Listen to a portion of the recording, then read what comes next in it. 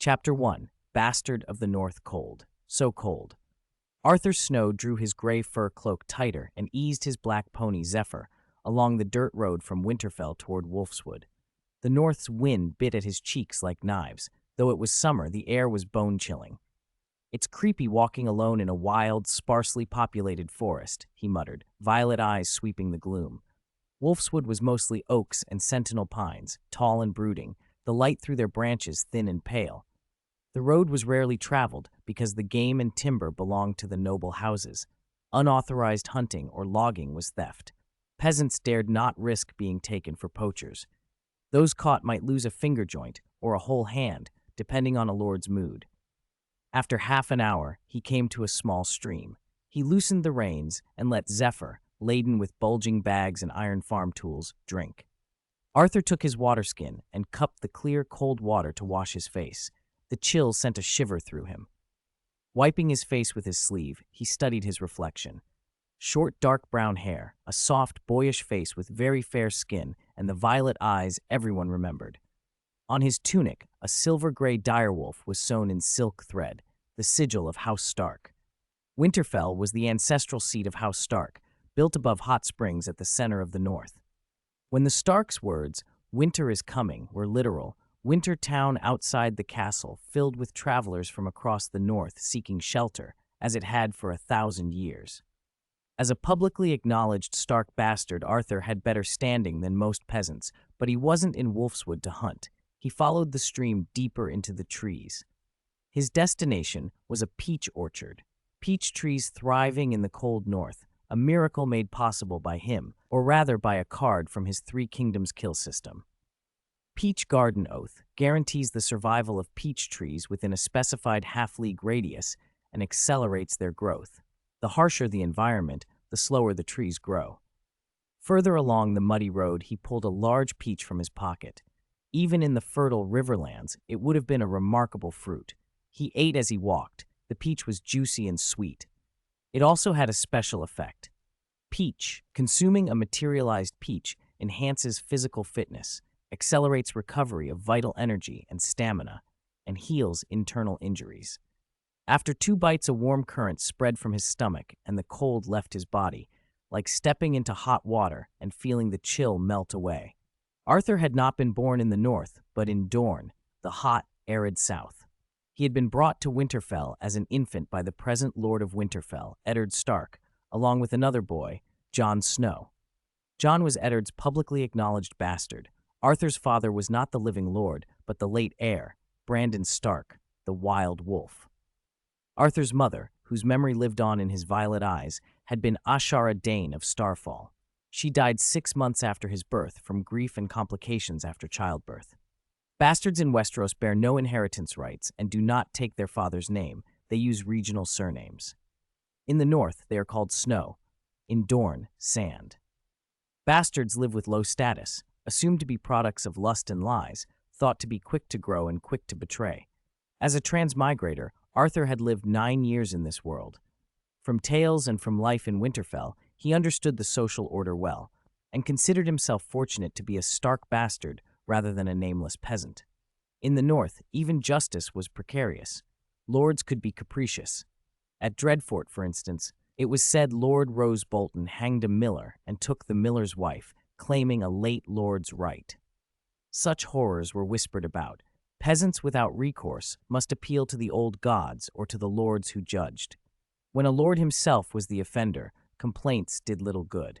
Yet when common folk could speak and come to Winterfell, the Warden of the North, Eddard Stark, honorable and thorough, would investigate and pass judgment, sometimes executing sentence with ice, the Valyrian steel of House Stark. A Stark lord was expected to carry out his own executions. Despite the North's harshness, the realm elsewhere had its troubles. Telling news from the south said Balon Greyjoy of the Iron Islands had rebelled and declared himself king. The Ironmen burned a fleet at Lannisport and preyed upon southern ports. Balon meant to restore the old ways, taking plunder by war, what the Ironborn called paying the iron price. Arthur thought Balon's defiance and quick accumulation of enemies made his downfall inevitable. It fit the Ironborn stereotype, swords before sense, clip-clop, clip-clop. Arthur had just finished the peach and slipped the pit into his pocket when hooves sounded behind him. He tensed, and his hand went to the dagger at his waist, then relaxed when he recognized the rider. "John, weren't you supposed to be practicing with Rob? How'd you get here so fast?" "You know," John panted. He was half a year younger than Arthur, but an excellent horseman. He reached Arthur, slid from his mount, and explained. "Father answered the king's call and took some men to the Iron Islands. This morning, many came to petition, and Lady Catelyn called Rob into the council chamber to observe, teach him how a lord rules." He huffed. "I didn't want to go." John took after Eddard in appearance, long face, dark brown hair, gray eyes. Rob, the true heir, favored his mother's red hair and blue eyes. "Rule the people?" John scoffed. "What do we know at our age? Better to read books." Arthur shook his head, understanding John's reluctance and Lady Catelyn's motive. Hosting the heir at court taught sovereignty. Bastards might have no legal claim, but their existence was a threat to heirs. "A peach is best eaten when it's ripe," Arthur said, pocketing the peach pit among several others. "My first batch of peach wine should be ready. Like I promised, I'll let you drink until you're drunk." John set a mock stern face like his father. "Even if bastards grow fast, we shouldn't be drinking at our age. I didn't come for wine." His expression slipped. He rubbed his hands together, a sycophantic smile creeping over his long face. "Arthur, I want a sword, a real sword. Can you forge one for me? Father says I don't even have a sword, so he can't take me to fight in the Iron Islands." The grown men laugh, say I'm a child who hasn't even grown out my hair yet. They were right, Arthur thought, watching John fuss. "Why not ask Master Me Ken?" he said, steering Zephyr forward. "He's skilled, better than I am at swords. I mostly make plows and farm tools." He refused. John grumbled, bringing his pony up alongside. He said, "I'm not even as tall as a sword, much less ready to swing one. Just holding it would be hard." "He's right," Arthur agreed. He was taller and broader than John, whose slightness was still that of boyhood. "I can forge you a real sword later, but a sword alone doesn't mean you're ready. I know you like old Nan's tales, the young dragon lord who conquered Dorne." He looked at John seriously. "Heroes in stories are handsome and brave, full of honor. But life isn't a tale, and war isn't a game. If you keep thinking otherwise, one day you will." He checked himself. Remembering John's background and the hopes the household placed on the boy, his warning softened into something else. "One day you will have unexpected gains." Chapter 2. The Peach Garden and Officer Skills. The Peach Garden wasn't far from Winterfell, about 40 minutes by horse, twice that on foot. Arthur preferred to call it the Peach Garden instead of the Peach Forest, a nod to the basic card Peach on his Three Kingdoms kill system panel. In the game, a peach restored health. Here, in this world, eating a peach healed injuries and improved physical fitness. Arthur liked to joke that his height advantage over John was partly due to years of peach consumption. After long exploration, Arthur had a working understanding of the Three Kingdoms kill panel. The cards were divided into 3 types: basic cards, stratagem cards, and equipment cards. Every day he could use 2 unlocked cards. At first, the panel only contained 4 basic cards: kill, dodge, peach, and wine. Once, after planting a peach pit and eating the fruit in Winterfell's Godswood, a peach tree took root and sprouted. The next day, the stratagem card Oath of the Peach Garden unlocked, and the panel revealed how to unlock other stratagem cards. Stratagem cards. Unlocked. Oath of the Peach Garden. Stratagem unlock condition. Travel to special locations or scenes. The more unique or famous the place, the easier it is to unlock the corresponding stratagem. Equipment cards began to unlock thanks to Eddard Stark. On Arthur's 6th naming day, Eddard gave him a small black horse as a gift. The next day, Arthur unlocked the equipment card Zephyr and learned how equipment cards could be unlocked. Equipment cards unlocked: Cold Ice Sword, Chingang Sword, Paired Swords, Kirin Bow, Zephyr. Equipment unlock condition: obtain or forge equipment similar to the card. Forging equipment and learning the relevant smithing knowledge makes it easier to unlock the corresponding card. Knowing the unlock conditions pushed Arthur to begin learning forging early. He wanted the practical skills and knowledge to unlock more equipment cards. Besides equipment and stratagems, the panel provided 2 general skills: Naked Body and Assault, skills tied to Shu Chu and Dian Wei in the game. Arthur vaguely remembered choosing those two generals the day he transmigrated while playing the game's National War mode. After transmigration, the skills had changed. Naked Body greatly enhances overall ability and doubles strength when not wearing an upper garment. The day after using the skill, only one card can be used. Assault doubles attack speed when wielding two identical weapons. Throwing weapons becomes far more powerful and accurate, but consumes a large amount of stamina. Arthur judged both as interesting but impractical. Naked Body required going bare-chested, hardly safe in battle or the arena without good armor. Assault demanded identical weapons in both hands. If you held a sword, you couldn't carry a shield, and vice versa. A bare-chested, shieldless fighter on the battlefield did not sound like someone who would survive long. Fortunately, the four basic cards were genuinely useful. Kill speeds training when practicing short-range weapons, long weapons, archery, or hand-to-hand combat, can also be used for a burst attack. Dodge speeds training for movement skills, footwork, horsemanship, or swimming, can also be used for an emergency evasive maneuver. Wine, when materialized and consumed, tempers the spirit. When applied topically, accelerates healing of cuts and bruises. Peach, when materialized and eaten, enhances physical fitness, accelerates recovery of vital energy and stamina, and heals internal injuries. Arthur also discovered peach pits could be planted. Fruit from those trees lacked the full medicinal potency of the system peach, but they were large, sweet, and juicy. Crucially, combined with Oath of the Peach Garden, those trees adapted to the North's harsh cold and grew well. When Arthur put some of those peaches on the Stark dining table and reported the results, Eddard allowed him to organize men to plant the trees near the Rangers' Lodge and offered full support. The Rangers' Lodge had been a simple supply outpost outside Winterfell for the guards, free riders, and rangers, sometimes sent to drive off poachers or hunt game to provision Winterfell. A few wooden houses, a stable with some hitching posts, and a clear forest stream were all it had been. With the establishment of the Peach Garden, everything changed. The old wooden buildings had been turned into utility rooms, and craftsmen had erected 7 sturdy stone houses nearby, including a 3-story watchtower. The stable had been rebuilt into a proper horse shed with feed and water troughs, and an animal shelter stood close by. A low fence was going up around the garden. 2 farmers were tilling soil outside, compacting earth mixed with bundled branches and boards. Arthur and Jon had not yet crossed the fence when someone burst out from the garden. "Arthur, hurry up! I can hardly wait." The newcomer was tall and broad-shouldered with a red nose. He seized Arthur's hand and dragged him inside, talking as he walked. "We've been out for 3 or 4 days. Didn't catch any poachers, but we bagged 2 roe deer and 4 rabbits. We're just waiting for your peach wine."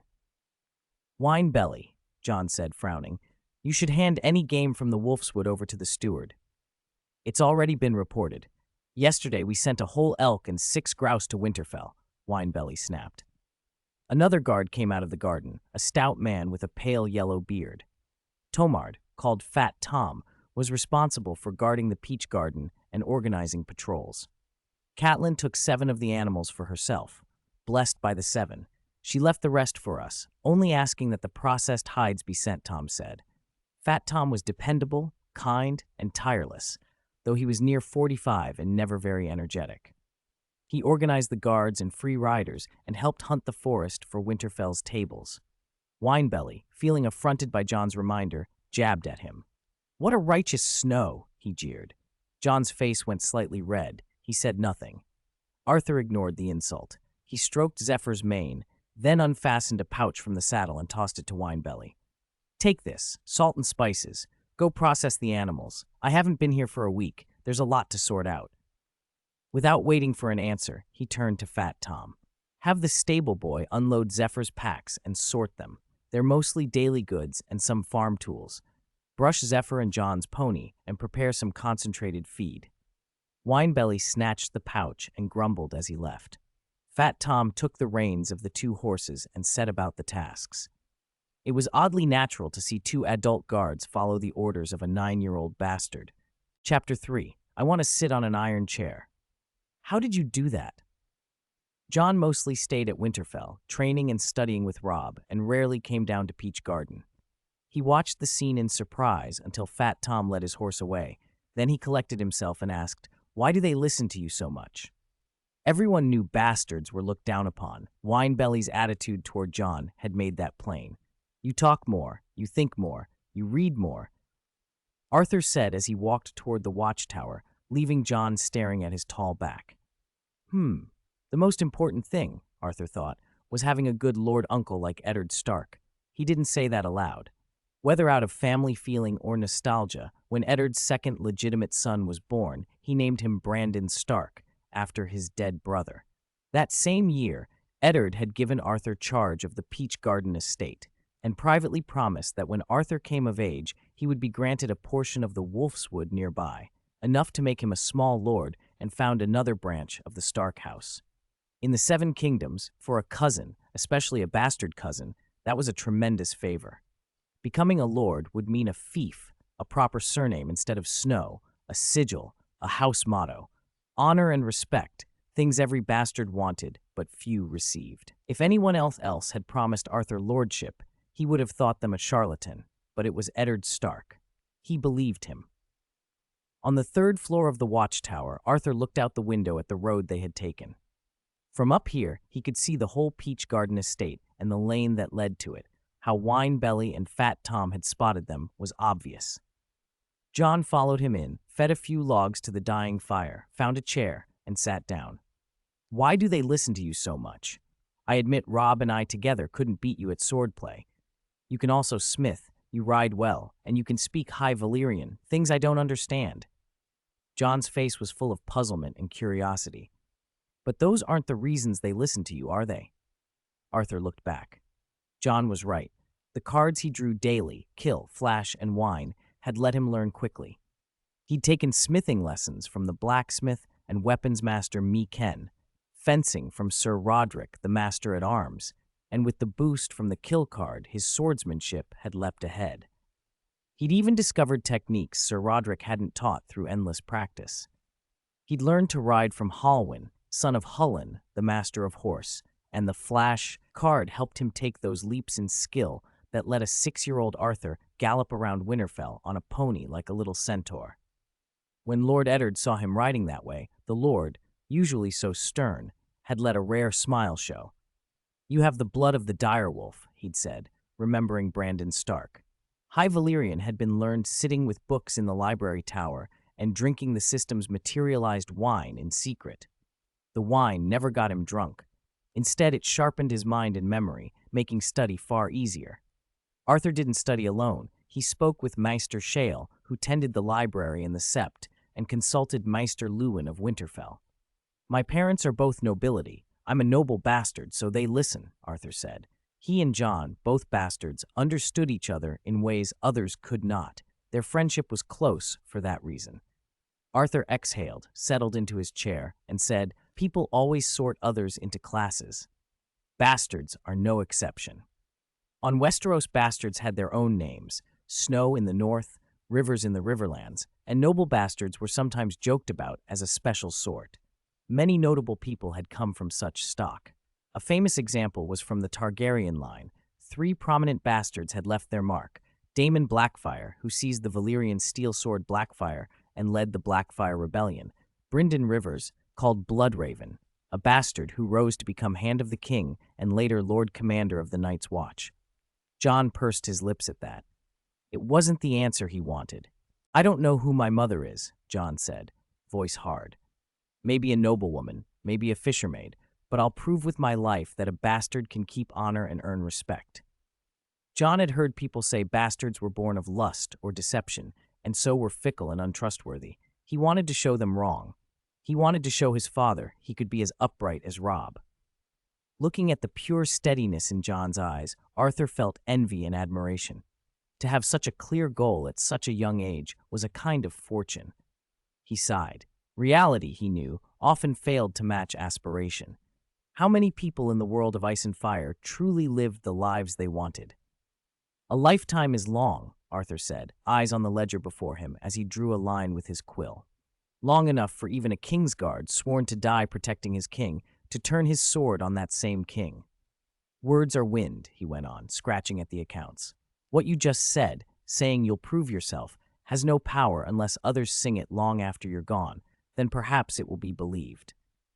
Jon was quiet for a long moment, as if taking Arthur's words in. "The Kingsguard killed the king. You mean the Kingslayer. Why would someone violate such an oath?"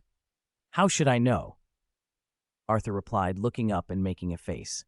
"All I know is they wear white and swear to protect the king."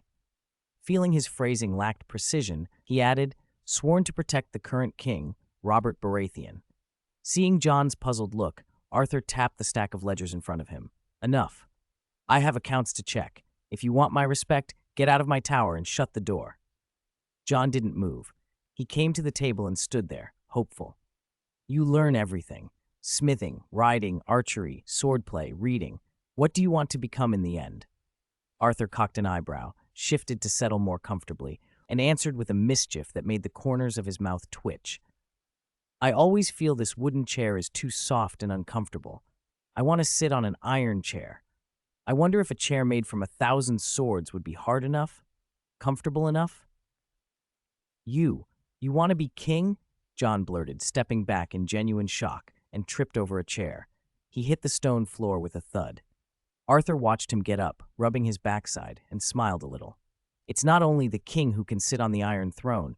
The hand of the king can sit on the throne when the king can't rule." Jon swallowed, still astonished. "You want to be hand of the king? People would laugh at you." "Let them laugh," Arthur said. "An ideal that makes people laugh is often the one worth pursuing." His lips tightened, and his voice grew earnest for a moment. "Besides, there's precedent. A bastard, Brynden Rivers, Bloodraven, became hand. If Rivers can sit on the iron chair, why can't Snow?" Arthur added with a shrug. Jon brightened with recognition.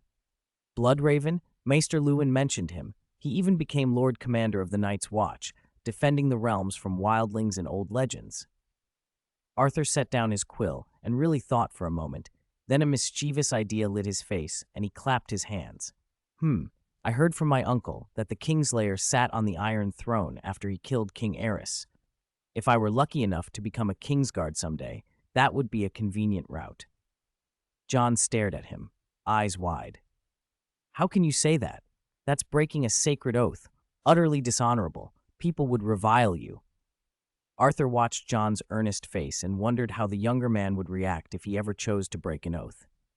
The thought made him grin, and he couldn't resist the familiar tease. "You know nothing, Jon Snow." Jon saw the barely hidden smile and realized Arthur was teasing him. Perhaps the talk about sitting on the iron chair had been partly a joke.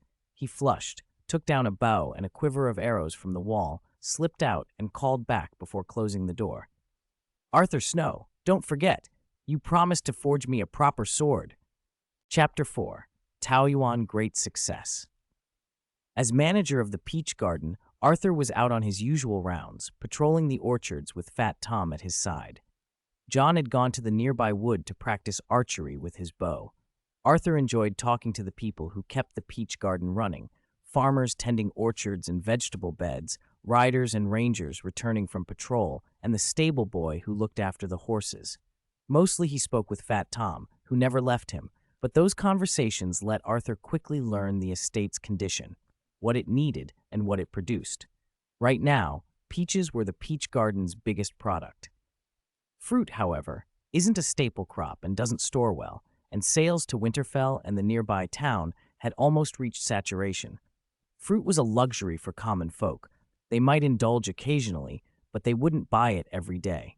Arthur had even ordered a pause on planting new peach trees to avoid letting the fruit rot on the branches, but that limited the garden's growth. That was why he'd come up with the idea of making peach wine to use up the excess. Wine keeps much longer. Properly stored, it can last indefinitely, and it's popular and warming in the cold north. If the flavor was acceptable, there would be no trouble selling it. Besides peaches, the Peach Garden produced animal hides and plenty of timber because of its proximity to the wolfswood. Hides could be turned into warm leather clothing or armor and were sent to Winterfell's tanners. Timber was something Arthur wanted to exploit more. The North's trees were large and sturdy, sentinel pines with gray-green needles, tough oaks, and ancient ironwoods, excellent for heating, tools, furniture, shields, shipbuilding, and strong bows. He planned a carpentry workshop to process the wood properly. Around noon, after finishing their patrol, Arthur and Fat Tom returned to the watchtower. Arthur sat down, found paper and pen, and recorded the things the farm hands couldn't write themselves. Fat Tom, slightly out of breath, drank from his water skin and reported, "The beast house has been built. I can find a few hounds, but we need someone to manage and train them." "I spoke with Steward Wayne Poole," Fat Tom added. "He says Eddard Stark took many men south with him. Winterfell's short-handed. They can't spare anyone." Arthur frowned. "Then put the beast house on hold until we have people." The Peach Garden relied heavily on Winterfell, labor, supplies, hunting, and logging expertise. With Lord Eddard gone south and Lady Catelyn acting in his stead, some support had been harder to come by, and problems that had been easy to fix before now waited. There are also small creatures in the woods that come out at night, dig under the fence, make mischief. It's a nuisance. "For now, the most important thing is peach wine," Arthur said. "If we can't solve everything at once, we can put up with the rest." He slipped the paper into his pocket and called, "Bring 2 barrels of peach wine. Fat Tom, your roe deer is probably done by now. You've been complaining all morning." The dining area was outdoors, 2 large round wooden tables with stools. The women who cooked had set down a pot of rabbit stew with vegetables. Arthur peered in. Along with typical northern turnips, radishes, and onions were soft, stewed chunks of peach. He hadn't expected peaches in the stew, but the cook had been practical. Use what you have. Beside the pot, 2 roasted roe deer lay on the grill, their skins slightly charred and rubbed with spices. The smell alone made mouths water. The stable boy, having finished brushing the horses, hovered with a wooden bowl, drooling a little at the spread. 2 riders brought up 2 barrels of peach wine from the cellar. The barrels were well sealed and didn't leak as they carried them to the table. Fat Tom pressed a hammer into Arthur's hand and said, grinning, "This is the first barrel of wine from our peach garden. You should be the one to open it." People gathered closer. Arthur's hand trembled as he lifted the hammer. He felt the weight of what this moment might mean for the garden. Bang, bang, bang. Nervous, he struck the bung 3 times before it came free. He put the hammer down and leaned in. The first aroma that rose was wine, warmed by the fruit, a fresh, peachy fragrance. "It's sealed well. I don't smell any vinegar," he said. He didn't know much about winemaking, except that a poor seal meant spoilage. "Is it ready?" Winebelly could not wait. He pushed past Arthur, lifted the barrel, and began filling the wooden cups on the table. The wine was slightly cloudy, a peach pink that looked very inviting. Winebelly cupped a hand, took 2 big gulps, and stuck out his tongue in exaggerated praise. "This is true good wine." His nose flushed red. After another swig, his whole face seemed ruddy, comical as a clown. "I've drunk Dornish Summer Red," he declared, "and we make our own wheat beer in Winterfell, but this is different." Fat Tom took a deep swallow. The pink wine streaked his light yellow beard. He wiped his mouth and said, "There's a little tartness, but it's the best wine I've ever had." John stood by, drinking in small sips. He had less experience with wine and offered no opinion, while the others talked. Arthur tore off a piece of roast from a hindquarter and let the succulent meat and the crisp wine follow it down. He felt a swell of satisfaction, not just full, but proud. The idea of the peach garden as a model, peaches, the oath, processing, and value-added goods felt more real now. No matter where it was, he thought, the garden had a clear direction. As the alcohol took effect, the atmosphere loosened. The farmers stopped shuffling awkwardly. The stable boy began to sing some song he'd heard somewhere, about a dancing bear, it sounded like, and Winebelly, already far gone, danced like a great red-nosed bear, swaying with an empty barrel. John's face flushed, and he shed his usual reserve, shouting at the top of his lungs, "I am Prince Aemon, the Dragon Knight. I am the young Dragon Lord." Fat Tom lurched upright from his stool and, swaying, boomed, "If you're the young Dragon Lord, then I'm Florian the Fool." He waved his cup for emphasis. John brandished his wooden cup as if it were a sword and bellowed, "I am Sir Ryam Redwine. I am Sir Arthur Dane, the Sword of the Morning." Arthur replied, his cheeks warm with wine, swinging a roe deer bone like a blade. He felt a peculiar pride in the name. Sir Arthur Dane of the Kingsguard had been his mother, Ashara Dane's brother, a legendary swordsman who would sooner die than break his oath. Lord Eddard had told him that his mother had named him after that great night, and Arthur could feel the weight of that hope. Finally, in a voice meant to end the game, Jon roared, "I am the Duke of Winterfell." The table erupted in laughter and cheers as their revelry carried on into the afternoon. It was noon the next day when Arthur and Jon were ready to ride back to Winterfell. With them rode Winebelly and a handful of free riders. Winebelly and the others brought 2 carriages, carrying not only 7 barrels of peach wine, but also raw hides from their hunts. "Lady Catelyn is devout to the 7, Fat Tom remarked as they set off. Though most of the North still honors the old gods, the weirwoods are scarce in the South, and the old gods' power is weak there. May the 7 be as generous as Lady Catelyn, and bless Lord Eddard Stark's safe return from the South." They did not travel fast. The drinking from the night before still sat with them. The carriages lurched over rough patches, and more than once they had to dismount and push. The trip was not long, and the barrels were well secured. In about an hour, the outline of Winterfell came into view. Looking at the castle, Arthur felt conflicted. He had lived here for 8 years and knew every stone. Lady Catelyn had lived here the same span of years and was praised for her kindness and duty. People said she loved her family deeply and was devout to the 7, but that warmth was never shown to him or Jon. Lady Catelyn met them only with frosty blue eyes, especially when one of them bested Robb in practice, be it swordplay or something else. Her gaze was always ice. "The way she looks at me makes me never forget the Stark words, 'Winter is coming,'" Arthur had joked to Jon once. "Her blue eyes and stern mouth are like an iron blade plunged into snow," Jon would often sigh. "When she looks at me, it's as if she's asking, 'Who are you? Why are you here? You aren't welcome.'" So Jon kept serious, copying his father's reserve and sheltering himself in silence. Arthur answered with wildness, riding recklessly about Winterfell, skipping the Maester's lessons and the septas, ignoring Sir Roderick during sword practice. He'd toss aside his shield, take up 2 wooden swords, and charge at Robb and Jon until they howled. Now, as reality returned, Arthur found himself before the Hunter's Gate. The guards on the battlements recognized them at once. As the portcullis was hauled up, one called down, "Are you carrying peaches again? Why in barrels?" "Those aren't peaches. They're peach wine." Winebelly shouted as he drove the carriage through, "Where's the steward? I need to report." "He's likely in the main tower," another guard answered.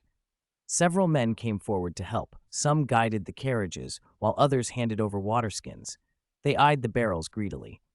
"How's this wine compared to our beer?" someone asked. "You'll see," Winebelly promised, and went with a couple of guards to seek the steward. Arthur and Jon were stopped by Halwyn, who had taught Arthur to ride. "You're finally back," Halwyn said. "Maester Luwin received a raven this morning. Lady Barbary Dustin of Barrowton is expected this afternoon." He exhaled and added, "Lady Catelyn asked that you go with Robb to meet her when you return. Robb's been waiting at the south gate. Come with me. We'll leave from there." Jon tugged his pony and rode beside Halwyn. "Father and the other lords all went south to war," he said. "Why would Lady Barbary come now?" Halwyn answered, 8 years ago, during Robert's rebellion, her husband fought under Lord Dustin's banner and met Sir Arthur Dane, the Dawn Sword, at the Tower of Joy. Lord Dustin died in that battle." Arthur, still perched on Juing's saddle, shrugged. "It's been 8 years. Maybe she's come to seek a husband or arrange an alliance." The Battle of the Tower of Joy, what Arthur half-jokingly called the uncle-cousin war, fought with kin on both sides, left him feeling torn. Halwyn gave a warning as they hurried off. "Lady Catelyn said Lady Barbary's position is special. Be polite." They soon met Robb and a pair of guards at the south gate. With Halwyn carrying the direwolf standard, the 6 of them rode south to meet the incoming party. "Mother says Lady Barbary blames father for not bringing her husband's bones home to be buried in his family barrow," Robb told them as they rode. "She hasn't come to Winterfell since that time. Mother thinks her coming now might not be good and told me to be careful." Robb looked nervous. It was his first time facing such a thing. "Any advice?" he asked. Jon rode beside him and thought a moment before answering. "The North honors guest right. If we bring them in and give them salt and bread, under our roof, host and guest are sacred. Everyone even sings the tale of the rat cook. Those who violate guest right are cursed by both the new and old gods. As long as we extend the guest right and keep watch, we should be safe." Robb nodded and turned an expectant look to Arthur. Arthur spoke up loudly enough for the whole small company to hear. "The Starks are the liege lords of the Dustins. Since the fall of the Barrow Kings, their house has sworn fealty to us for over 1,000 years. 8 years ago, Lord Dustin died serving his lord. No matter Lady Barbry's feelings, she is the widow of a loyal vassal. We should show respect. That's likely why Lady Catelyn wants you there to greet them." Robb stared at Arthur for a long moment, then said slowly, "I grew up on my father's deeds. In Robert's rebellion, he fought at the Bells and rescued the king. At the Tower of Joy, he slew Sir Arthur Dane, the legend. I've always been proud of him. But father also says he wasn't like his elder brother Brandon, that Brandon was taller, handsomer, born to rule. The North used to call him the wild alpha wolf." Robb studied Arthur, then fixed on those unforgettable violet eyes. "At first I thought father was modest. Seeing you, maybe he wasn't. You resemble him." He clapped Arthur on the shoulder. "You aren't a Stark by name, but you're like my uncle, a wild alpha wolf."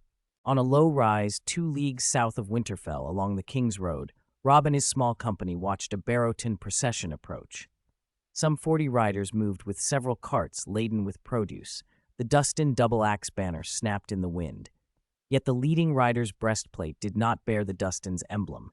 Instead, over a black and red wool tunic, he wore polished plate, the chest stamped with a small, inverted red man. "That rider has the Dreadfort's device on his breastplate," Jon said, peering across the road. "That should be Dominic Bolton," Robb replied. "Lord Roose's lawful eldest. Mother said his son serves as Lady Dustin's cupbearer." Jon shuddered at the name, Roose Bolton. He had seen the Leech Lord when his liege summoned the northern hosts. Pale-eyed, waxen-skinned, his voice a sibilant whisper, Roose had a way of stilling a hall when he spoke. Folks said he used leeches on himself. The nickname stuck. "I wonder whether Dominic likes leeches," Jon said, half a question, half a joke. "I've not heard any such tale," said Hulwyn, who carried the direwolf banner. "But he rides well." While Robb and the others talked about the Bolton youth, Arthur's attention was fixed elsewhere, a woman riding at the head of the Dustin party. Barbry Dustin, Countess of Barrowton. Not young, with fine lines about her mouth and eyes, she sat upright in the saddle, hair half brown, half gray, pinned in a widow's knot. Arthur had always thought her one of the sharper, more powerful minds in the North, matched perhaps only by Rose Bolton and Wyman Manderley. Barrowton lay on the Barrowlands, a broad, gently rolling plain that made for good farms. Aside from Wintertown outside Winterfell, Barrowton was one of the North's principal towns. The two groups met at the foot of the hill. After the standard-bearers exchanged names, their companies fell in together. "Countess Dustin, it is a great pleasure to welcome you to Winterfell," Robb said with the practiced courtesy of a lord's son reading his lines. "On behalf of my father, Lord of Winterfell and Warden of the North, I welcome you. My mother has prepared salt and bread and a feast for this eve." Arthur moved closer with him. The Countess regarded Robb with frank, appraising eyes. "So the Lady Catelyn sent you," she said bluntly. "Southerners love their ceremonies. You look very much like your mother. Auburn hair, blue eyes, a Tully's face." Dominic Bolton rode up beside his lady. "Aunt," he said to Countess Dustin, an easy familiarity, and then, turning to Robb, offered a brief apology. "We've ridden 7 days from Barrowton. She must be tired." Countess Dustin snorted once, but did not protest. She shifted her horse and fixed her gaze on Arthur. "Are you Arthur Snow, Brandon's son?" she asked, coming level with him. "Yes, my lady," Arthur answered with a short, polite bow. "You know me? When Eddard Stark came back north with word of your father's death, when he brought back your father's warhorse and left it with me, I saw you then. You were only a babe in swaddling. Those dark eyes are not easy to forget." A flash of memory crossed her face. "Ned said you were Brandon's boy. I did not believe him at first. He had already acknowledged a bastard, and a man need not sully his brother's name. But I saw you with my own eyes." Jon, bored of speeches, kicked his pony and raced off to catch Robb and Dominic, already half out of sight along the road. The Countess watched him go with a tight curl of her lip. Eddard Stark values honor above almost all else, she remarked, and yet he made a bastard. Men are the same wherever they go. He's Jon Snow, my cousin, Arthur said quietly. A Stark enough, all the same, Countess Dustin conceded, a rare wry smile at the corner of her mouth. Before Arthur could answer, she called after him, suddenly amused. Arthur, will you come foster with me at Barrowton? Be my ward. Arthur felt the offer like a hand laid on his shoulder, but he did not turn. Shadow's pace picked up. There would be other chances. At Winterfell, the race ended with Dominic besting Robb. He had already struck up a brisk acquaintance with the Stark youngsters. I envy you your brothers and sisters, Robb, Dominic told him with a look of genuine longing. I've always wanted a brother, even a bastard brother I'd hold dear. You can come visit, Robb said. We can be like brothers. Tomorrow morn, John and I practice with the sword. Join us. Next year, I'll be off south to be a squire, Dominic said with an almost sheepish regret. My father has set me to serve Sir Horton Redford in the Vale, but while Lord Stark is away, I can keep you company here. You're going to be a knight's squire? John asked, eyes bright. Like Prince Aemon the Dragon Knight. To be a knight, you must be anointed by the Seven in a sept, Dominic said. We who revere the old gods do not often take the Seven's rights, but vows are vows, whether in a sept or beneath a heart tree. Honor and loyalty are not the exclusive domain of the Seven. The warmth of the boys' banter stood in sharp contrast to the chill between Countess Dustin and Lady Catelyn. As custom demanded, after they had tasted the salt and bread, the Dustins presented their gifts. 2 carts of turnips, a cart of large onions, a cart of yellow carrots, and another mixed with beets, beans, and pumpkins. In bulk, it was an impressive convoy, but in value, not nearly as fine as the 7 barrels of peach wine Arthur had brought back from the peach garden. The gift bordered on an insult. Catelyn, though clearly displeased, held herself with all the courtesy demanded of a lady. She saw that the Dustins were quartered and fed, and that a welcome feast was prepared for that evening. Pride and politeness held the North together, even when the words beneath them were sharpened like winter knives. The welcome feast that Lady Catelyn prepared was far grander than the outdoor barbecue Arthur had held in the peach garden. In the great hall, Catelyn sat at the high table with her children, 9-year-old Robb, 7-year-old Sansa, and 3-year-old Arya, along with Lady Dustin and Dominic Bolton. Baby Brandon, still in swaddling clothes, was tended by the old wet nurse and did not appear. As bastards, Arthur and John could not sit at the high table. They ate with the guards, riders, and servants at the far end of the long room. The hall itself was enormous, 7 or 8 long tables set to seat 500. Servants moved like a river with platters and bowls. The staple black bread was everywhere, and the uniquely flavored peach pies were, of course, indispensable. There were pots of gravy onions and a thick soup of turnips and peas, mashed yellow carrots soaked in butter, bowls of baked apples, and berry pies. Arthur decided the best thing was the venison pie, its filling of carrots, bacon, and mushrooms, reminding him oddly of the pizzas from his life before. The one disappointment was the ale.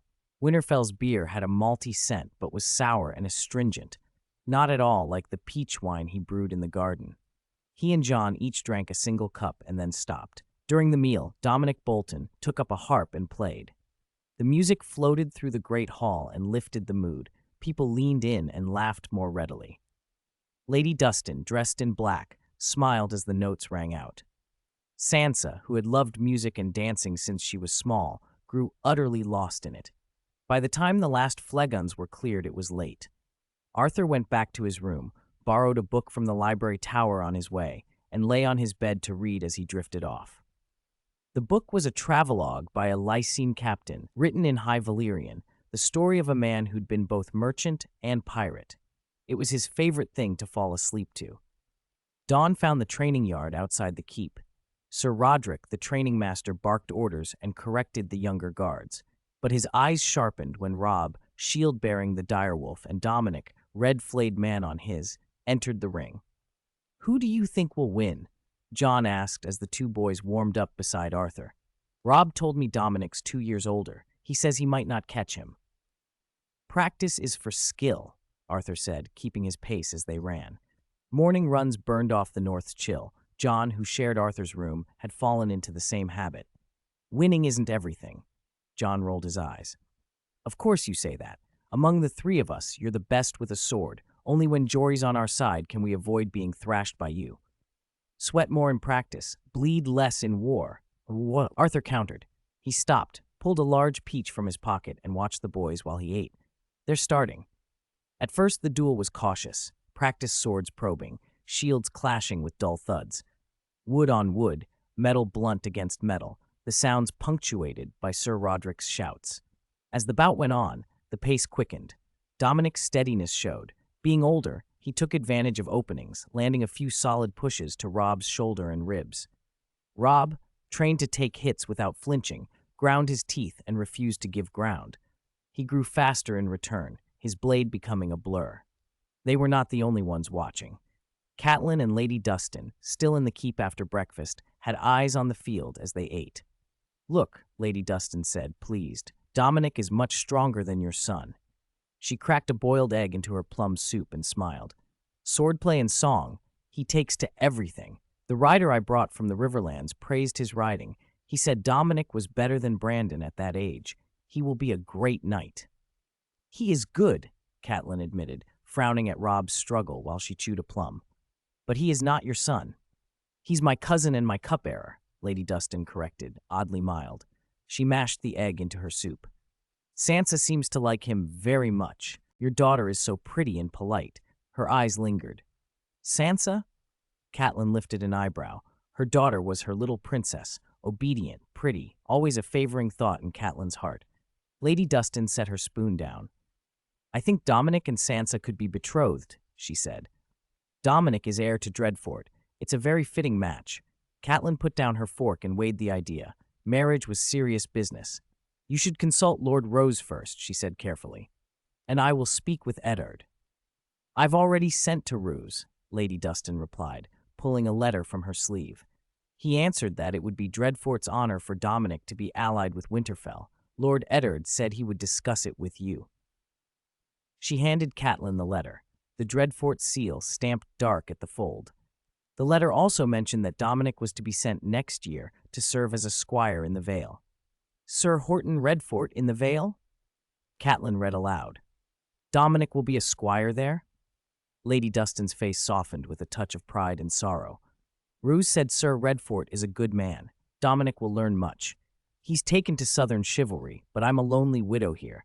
I would have liked him to stay at Barrowton as my companion. He's brought me joy, his harp and his manners."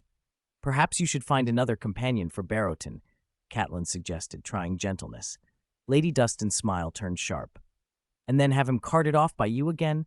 If those gray mice of yours hadn't pushed Lord Rickard south, the Lady of Winterfell would be someone else."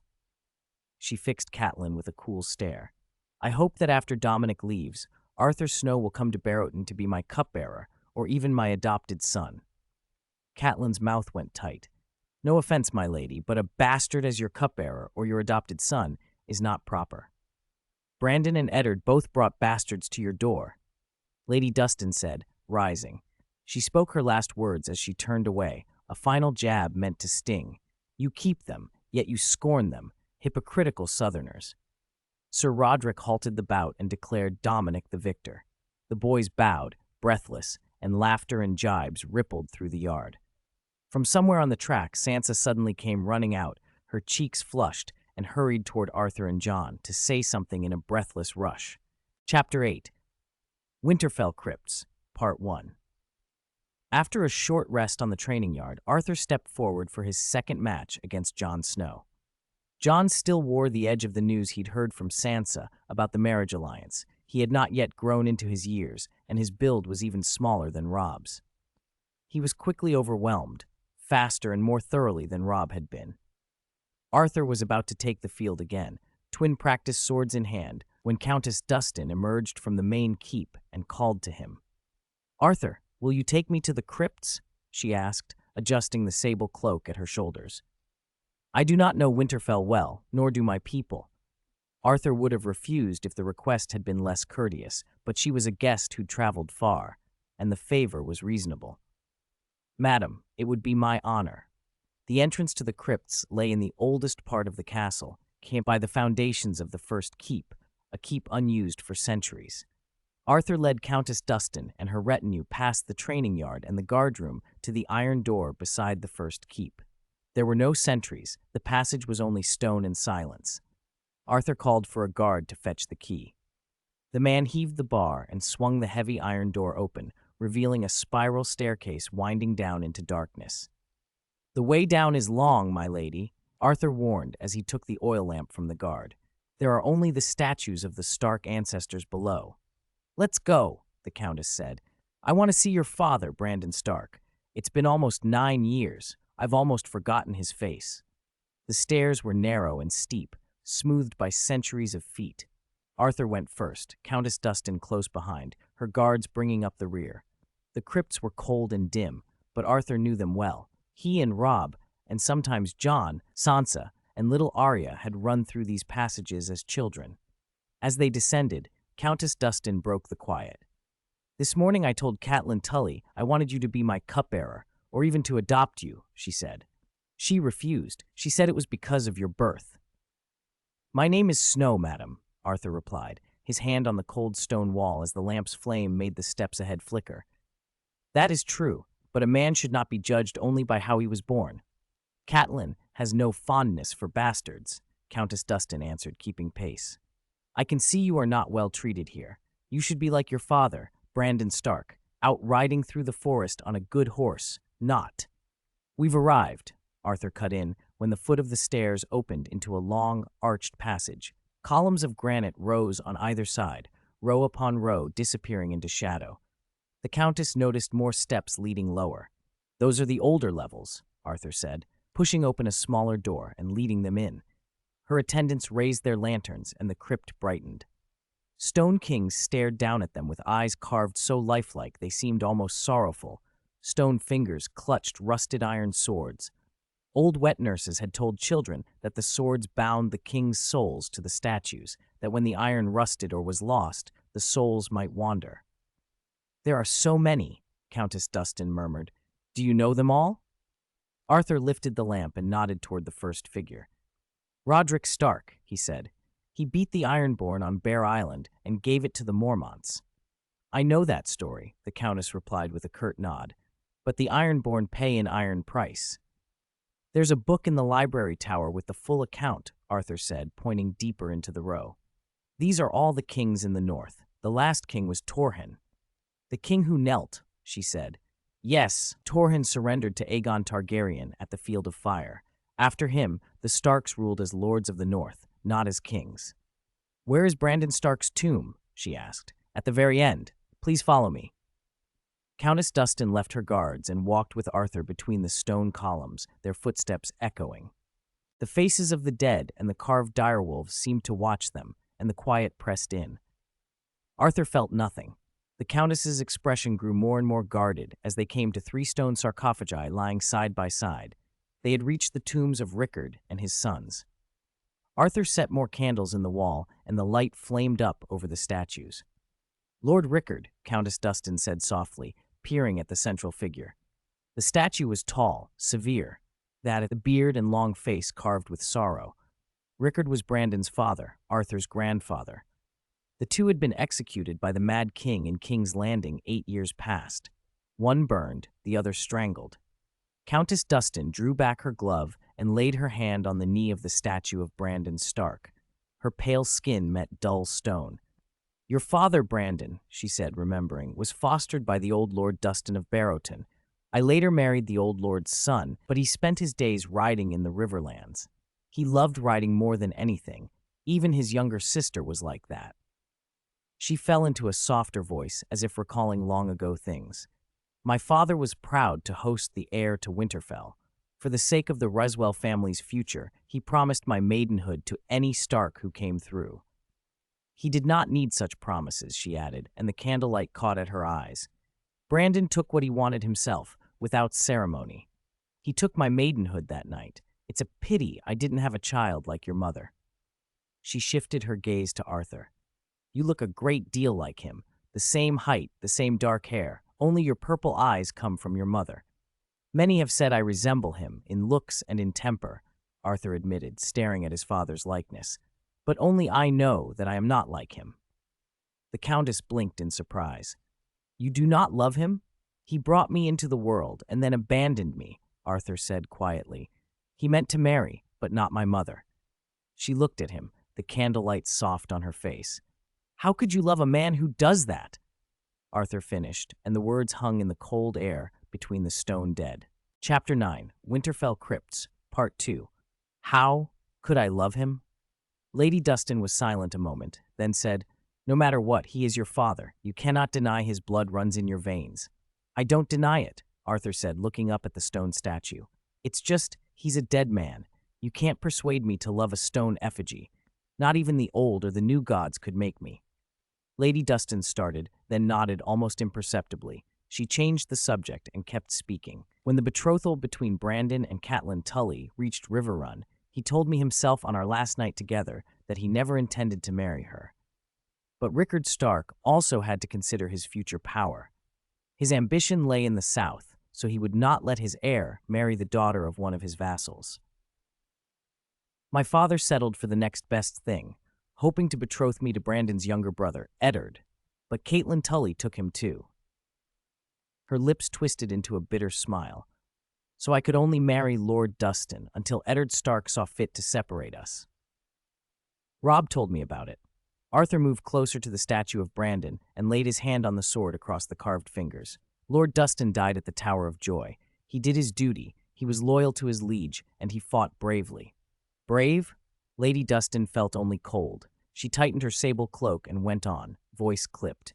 He was a proud fool. When Eddard Stark rode north to summon his vassals, Lord Dustin and I had been married less than half a year. He could have sent a cousin or a steward, but he was proud, insisted on leading the men from Barrowton himself, would not let another fulfill his duty. The day he left, I gave him a red mare with a fiery mane, the best horse in my father's stables. He swore on it he'd ride it home when the war was over. She hated the memory. The disgust in her face was plain. Eddard Stark brought that mare back to me when he returned. He told me my husband had died a glorious death and now rests beneath the Red Mountains at the shadow of Dorne. Yet he brought back the bones of his own sister. She now lies here in this crypt. Eddard Stark and Catelyn Tully look noble, but they are hypocrites. Lady Dustin fixed Arthur with a hard stare. You're young, but you're no fool, Arthur. While you're in Winterfell, don't you hate them? Arthur paused at the question. He set the oil lamp he had been holding on a nearby stone bier. The flame shivered in the draught and threw his face in and out of shadow. Uncle Eddard brought me from Dorne to the north. For 8 years I grew up with his children and had the same treatment as them. He never treated me harshly. He gave me an estate to manage and even promised to make me a lord when I came of age. How could I hate him? Lady Dustin seemed to have expected that reply. What he gave you should have been yours already, she said sharply. Your father, Brandon, took what he wanted without thinking twice. You should be like him. I am a bastard, a Snow. Arthur gripped the sword across the statue's hand. Bastards have no right to inherit, my lady. Lady Dustin startled into a torrent of words. I am the Lady of Barrowton. My father is the Lord of Riverrun. My sister is married to Lord Rose Bolton of the Dreadfort. My nephew, Dominic, is the heir to Dreadfort, and he will wed Wyman Manderley's granddaughter of White Harbor in time. My lady, I heard Dominic is to marry Sansa. Arthur felt a cold press through his ribs at the thought, then remembered Sansa's words in the training yard. As far as I know, the only man who could legally take a second wife in Westeros was Aegon the Conqueror. Catelyn will not agree to that marriage, Lady Dustin went on without disguising her intent. She grew up in the South. Southerners can't endure our cold. That girl takes after her mother. Catelyn will find a Southern lord for Sansa first. I am waiting for her refusal. Then we'll have reason to propose other alliances, White Harbor, perhaps. Come, be my foster son, she said bluntly. If they refuse, being a cupbearer is fine too. When the time is right, we can help you take back what is yours. Arthur was quiet a long time. He glanced toward the corridor they had come from. The shadows of Lady Dustin's guards showed faintly at the far end. He took the sword from the statue's hand and held it, asking flatly, What if I don't agree? Will your men wait out here to kill me? I have eaten the salt and bread beneath your roof, boy, Lady Dustin snapped, her eyes flashing. Those who break guest right are cursed by the old and the new gods. She stepped forward as if daring him to test her. She already knew his answer. Your father liked swords, and he liked bloodied longswords best of all, but he never would have drawn steel against a guest under his roof. I am only trying to protect myself, my lady. Arthur took a step back, the sword heavy in his hands. I've read the history of House Targaryen. There was a bastard named Daemon Blackfyre, who, like me, was taken up by nobles and claimed a throne. He died at the hands of his brother, who was also illegitimate. His descendants were scattered across the narrow sea. The last male of that line was cut down by Sir Barristan the Bold. There is more than one snow in Winterfell. I won't have my brothers stained by kinslaying, and I don't want that stain for myself. He sighed, bowed his head, and gave his answer with restrained sorrow. My lady, I'm sorry, I cannot go to Barrowton. Then rot within the circle Eddard Stark has drawn for you. Lady Dustin had known his decision before he spoke it, but to hear it made her furious. You are not like Brandon. You are nothing like him. I will leave this place, not for Barrowton, not for any keep in the north. I will go south. Her fury was a relief to him. When he spoke of the south, he smiled, an iron, resigned smile. He had come to understand that the north, which took up a third of Westeros, held no place for him. After my 10th name day, I will no longer be in the north. As soon as I leave, I will tell Catelyn of my decision. South again, Lady Dustin sighed. You are clever. You read of Daemon Blackfyre, and now you know what you are. She glanced one last time at the statue of Brandon Stark. Put his sword back. My business here is finished. Arthur's mind went back, unaccountably, to the wet nurse's old tale, the one about the swords in the hands of the kings and the souls bound to them. If a sword rusted, was lost, or was taken, the soul within the statue would wander. He felt the wrongness of what he had done. He understood, too, that Lady Dustin still loved his father. He replaced the sword across the stone hand and murmured, almost inaudible, "Rest in peace."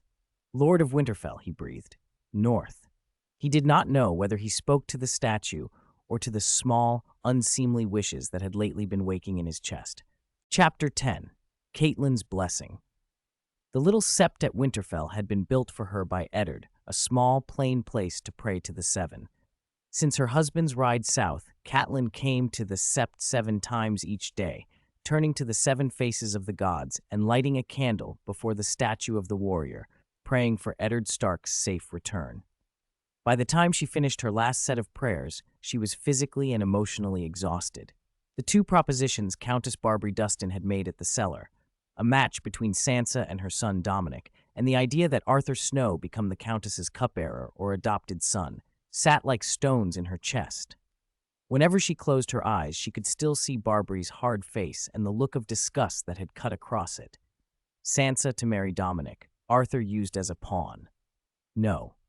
Absolutely not, she whispered to the statue of the mother, voice so low only she could hear. She deserves better. As for the other thought, about the bastards, Catelyn sighed. She wanted them gone from Winterfell, perhaps even from the north, but under no circumstances as Barbary Dustin's cupbearers or picked-up sons. Barbary had always despised them. She would use Arthur to menace Robb and the line of Eddard Stark. Where was Arthur Snow? He needed to be spoken to. Brother Chael, who tended the small sept, answered when Catelyn asked. I heard one of the guards say, he went to the cellar with the Countess. He took the cellar key from me. He paused. They should be out by now. If he isn't in the yard, he'll be in the library tower. Brother Chael's guess was right. Arthur was tucked away in the library tower, a book open in his hands, but his eyes were elsewhere. Countess Dustin's words in the cellar had cut him deeper than he let on.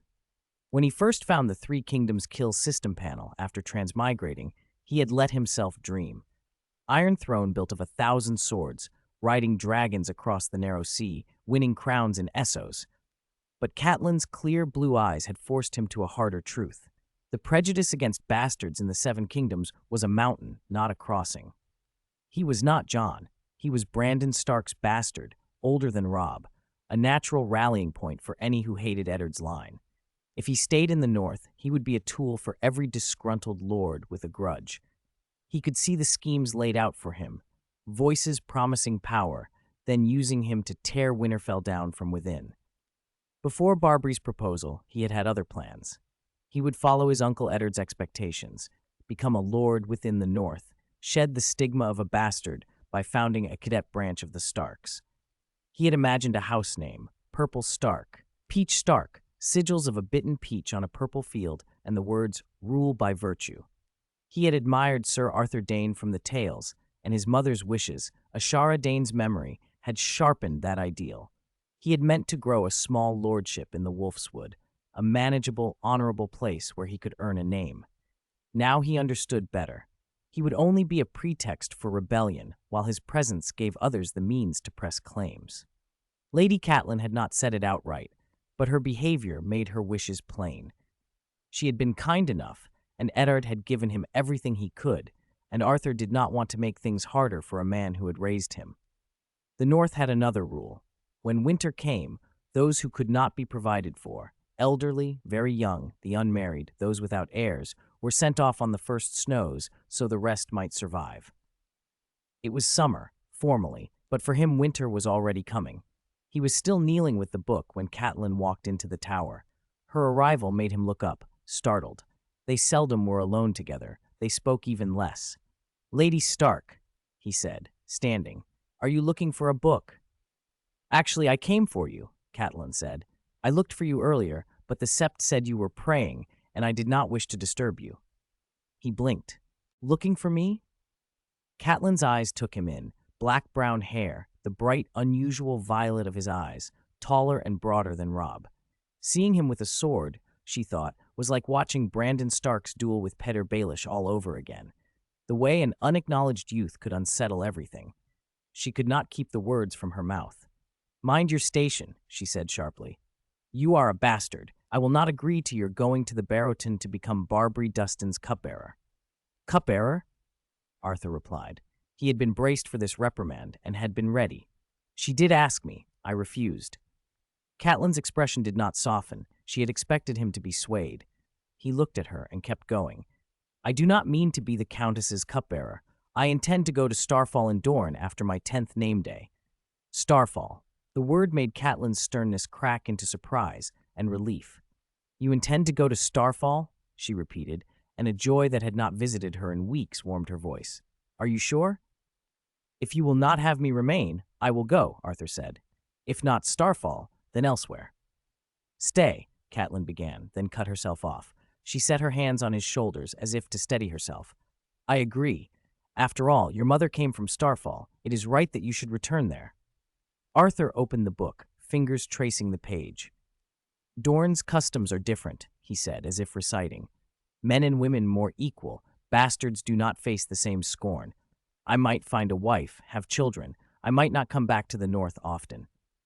"May the old and the new gods bless you," Catelyn murmured, the blessing both prayer and benediction. She found herself smiling. It might be the first time she had ever prayed for Arthur's safety specifically. "Be brave, child." Whether by grace or luck, events turned quickly in Arthur's favor. His threadbare wool coat and faded cloak were soon replaced by new garments.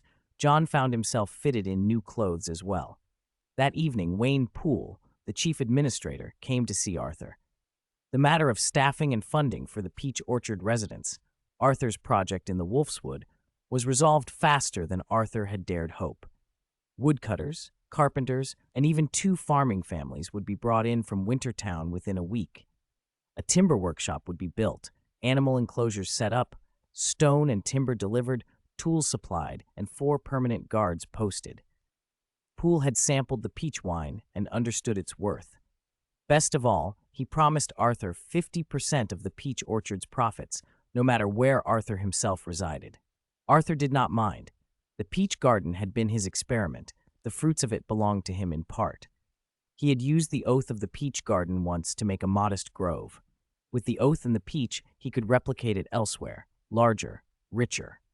That night, in the small shared room they used in Winterfell, Jon fussed with his new clothes as Arthur lay on his pallet, a travelogue by Captain Liss open between them.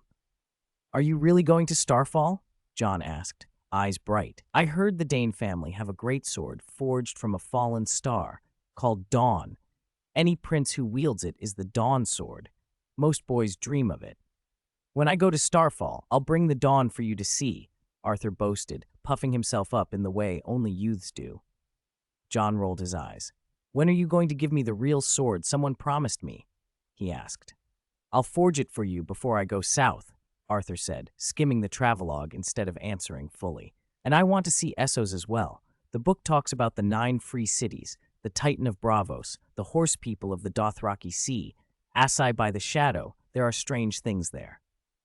"Old Nan tells stranger tales than any travelogue," Jon said, rubbing the bruise he'd earned in morning practice. "Others beyond the wall, ice spiders, mammoth, giants, children of the forest, greenseers, wargs. Those things mostly appear beyond the wall," Arthur pointed out. "How was your practice with Dominic? You looked bloodied." "You left before it ended," Jon said, applying ointment they had gotten from the scholar Lu Wen. "Sir Roderick said Dominic fought well, strong, solid, like he had good training. I could not find an opening. It felt like he wasn't even using his full strength against Robb and me."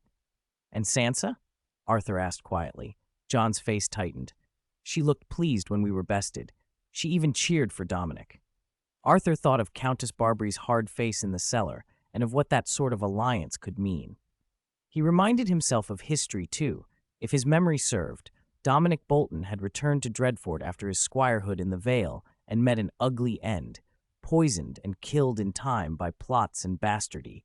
Ramsay Snow's name rang as one who left ruin in his wake. The blood of betrayal and hunger coursing in the veins of bastards, he thought, had a grim logic to it. He lay back and watched the candle gutter. For the first time since he could remember, he had a plan that might let him live where he could be more than a tool. The North was not his future. Dorne might be. And Catelyn's blessing, soft and reluctant as it might be, had made the path feel less lonely.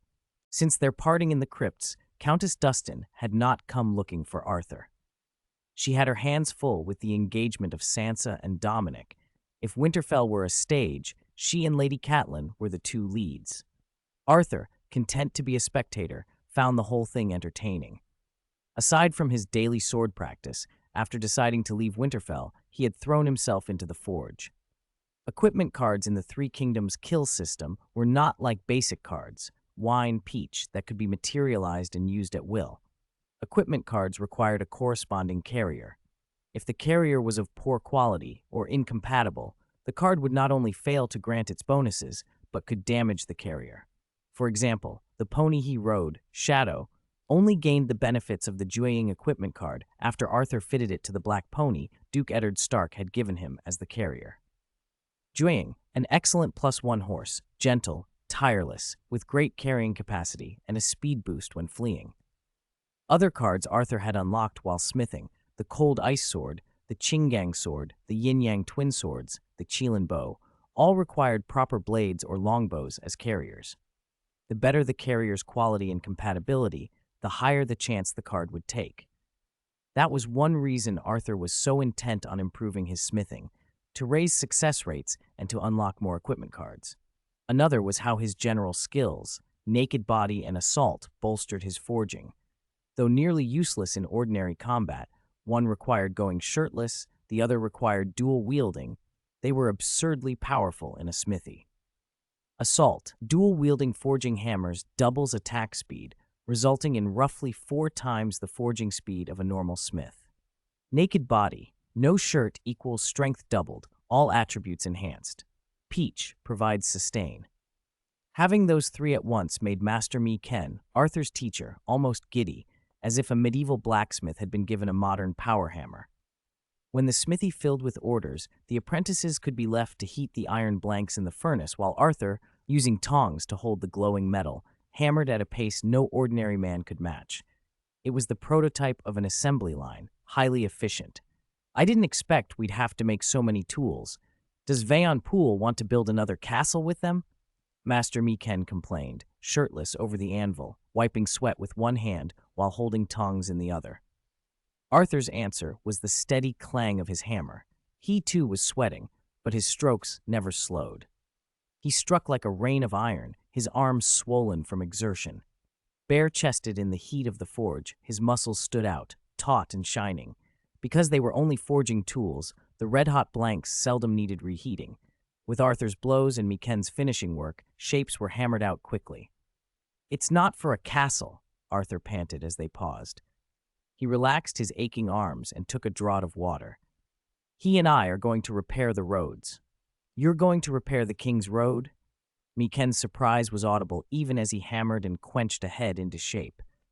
"Then I'll need 5, no 10 blacksmiths like you." "We're fixing the road from Winterfell's Hunter's Gate to the Peach Garden," Arthur said, swallowing water. "Not the whole King's Road. That's still no small job. Lady Catelyn agreed to it?" Miken asked, puzzled. "She never helped with the Peach Garden before. All the iron tools were your work earlier."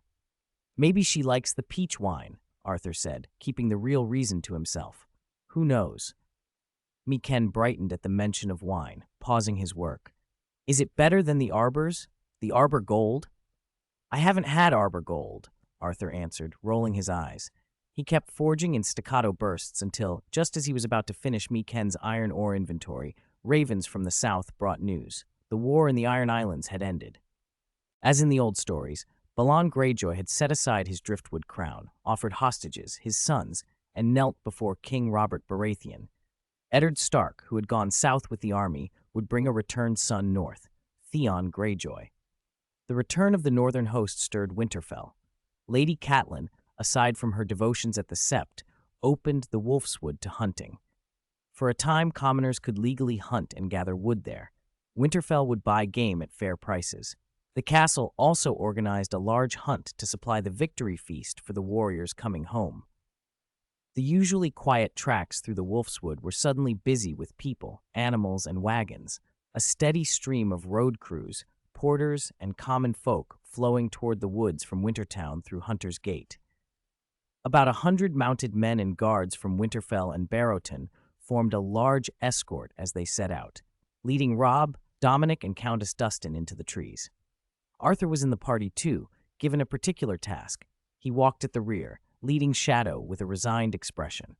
Sansa Stark rode the pony, and beside them, Jon led another pony carrying Jane Poole, the administrator's daughter. Beth Castle, Sir Roderick's daughter and reasonably practiced in riding, was out alone on a third pony. In the north, noble girls were expected to learn riding as part of their training. Like boys, they had practiced on wooden horses when they were young. "Why are Sansa and the others in our group?" Arthur muttered to Jon, trailing beside him. "Has Septa Mordane taken the old gods too?" "Sansa asked Mother to let Dominic teach her to ride, but Mother wouldn't hear of it," Jon said, face folding with equal parts embarrassment and irritation. "So she set you and me as the teachers." Sansa, on Shadow, had overheard. "I asked Mother because I wanted Dominic to teach me," she said, correcting them, "but she said you two would teach us instead." Shadow's temperament made her ideal for beginners. With someone leading in front, Sansa felt confident and urged, "We're falling behind. Dominic and Robb are getting away. Can we go faster?" "All right, we'll speed up and catch them," Arthur said. He and Jon shared a look and an unspoken agreement. "Sansa, Jane, when you ride, don't be distracted. Hold the reins, grip the horse's belly with your legs, and relax your waist to fit the saddle," he instructed, easing Shadow into a trot. "Think of the horse as your legs, like you're a centaur. In short, don't fall off," Jon added, and he started trotting too, slowly. When Shadow finally broke into a canter, Sansa could not help crying out. Her composure vanished, her hands were white where she gripped the reins, her midsection stiff as a board. Jane fared worse, abandoning all ladylike restraint and shouting louder than Sansa. Beth Castle kept a careful eye on her, and Jon held the lead reins ahead, so neither girl fell. Chapter 12, Tao Yuan Development. At the girls' request, their pace was slowed so they could get used to the horses. They fell behind the main group and took over an hour to reach the Peach Orchard residence. As they rode, the girls gradually adapted and at last stopped screaming every time the horses trotted. "Were the peaches we ate in Winterfell grown here?" Sansa asked, brushing wind-tousled hair from her face as she scanned the orchard. She noticed Dominic and most of the guards were not around. "Have they gone into the Wolfswood already?"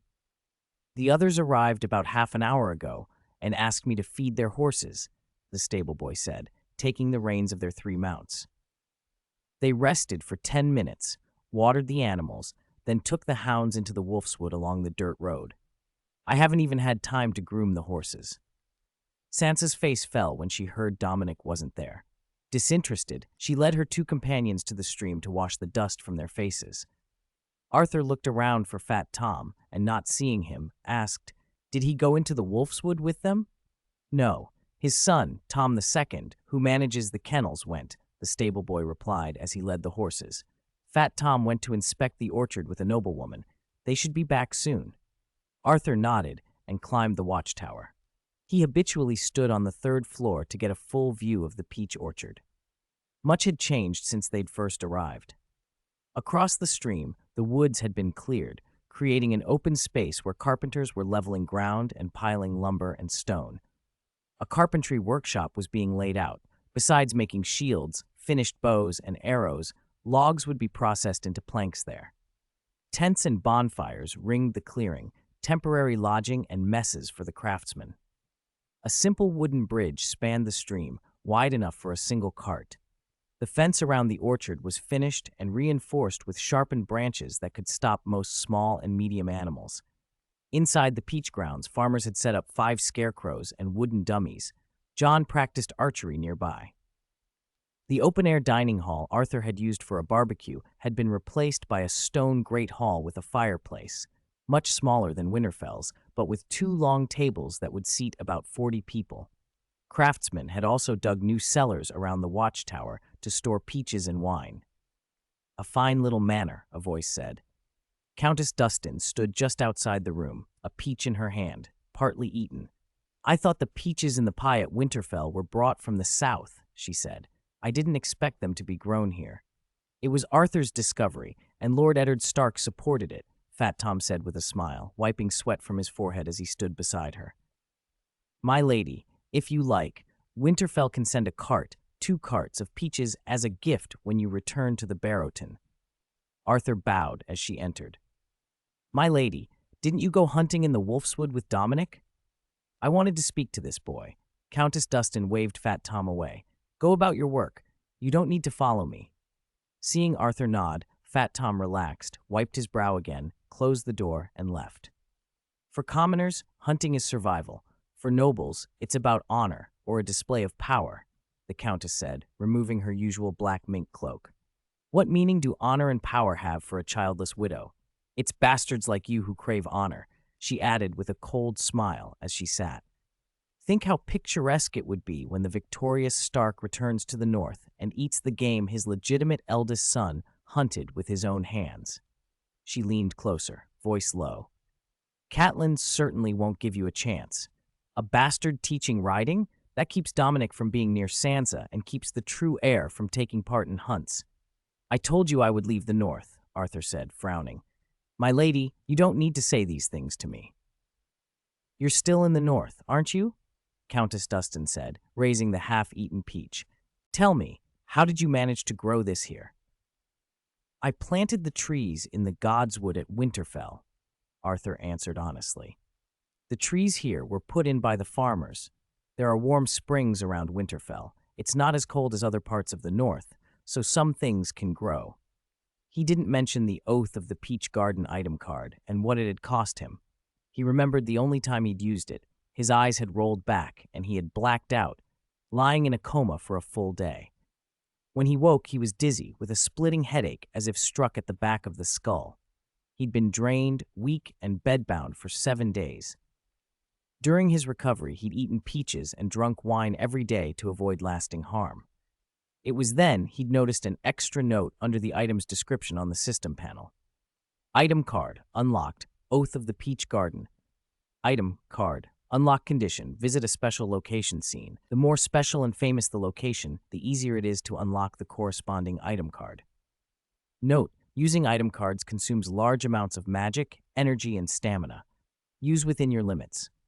Overuse may cause irreversible damage. Just thinking about it still made his legs go weak. Countess Dustin, of course, had no way of knowing those thoughts. After examining the orchard herself, she considered Arthur's answer. finished the peach, and shrugged on her cloak. "Worth a try," she said, and was gone. At about the same time, Winterfell welcomed new guests, Lord Wyman Manderley of White Harbor and his granddaughter, Wyla Manderley. White Harbor was the North's only city, south of Winterfell, and guarding the mouth of the White Knife River. As House Manderley's seat, it was one of the few ice-free ports in the north and an important hub for trade. Its waters provided rich fishing, eels, cod, crab, oysters, and prawns, and the region held silver mines that had attracted skilled silversmiths. Although House Manderley's name came from the Mander in the Reach, they had been driven out by the Reach's old kings and only survived because the Wolf King gave them refuge. In return, they swore fealty to House Stark in the Wolf's Den and, unlike most Northerners, continued to worship the Seven. That difference made them somewhat isolated but fiercely loyal to their liege lords. Lord Wyman Manderley had not accompanied Lord Eddard Stark south. He sent his sons and retainers instead. He did not refuse out of disloyalty, but because his enormous girth made riding impossible. He was said to be the fattest man in Westeros. Jokingly, some called him Lord Eel for his fondness for eels and the rumor that his belly must surely be stuffed with them.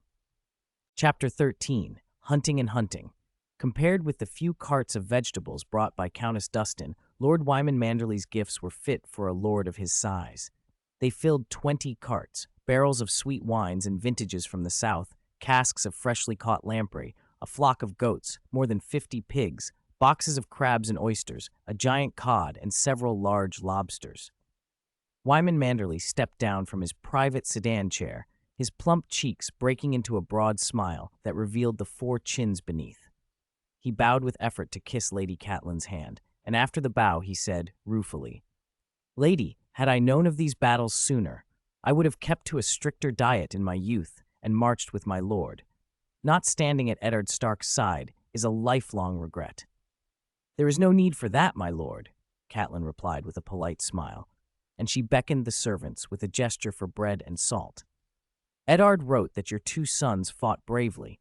They must carry much of your younger spirit. Alas, all I can do now is bring food to celebrate the warrior's return. May the Seven bless them."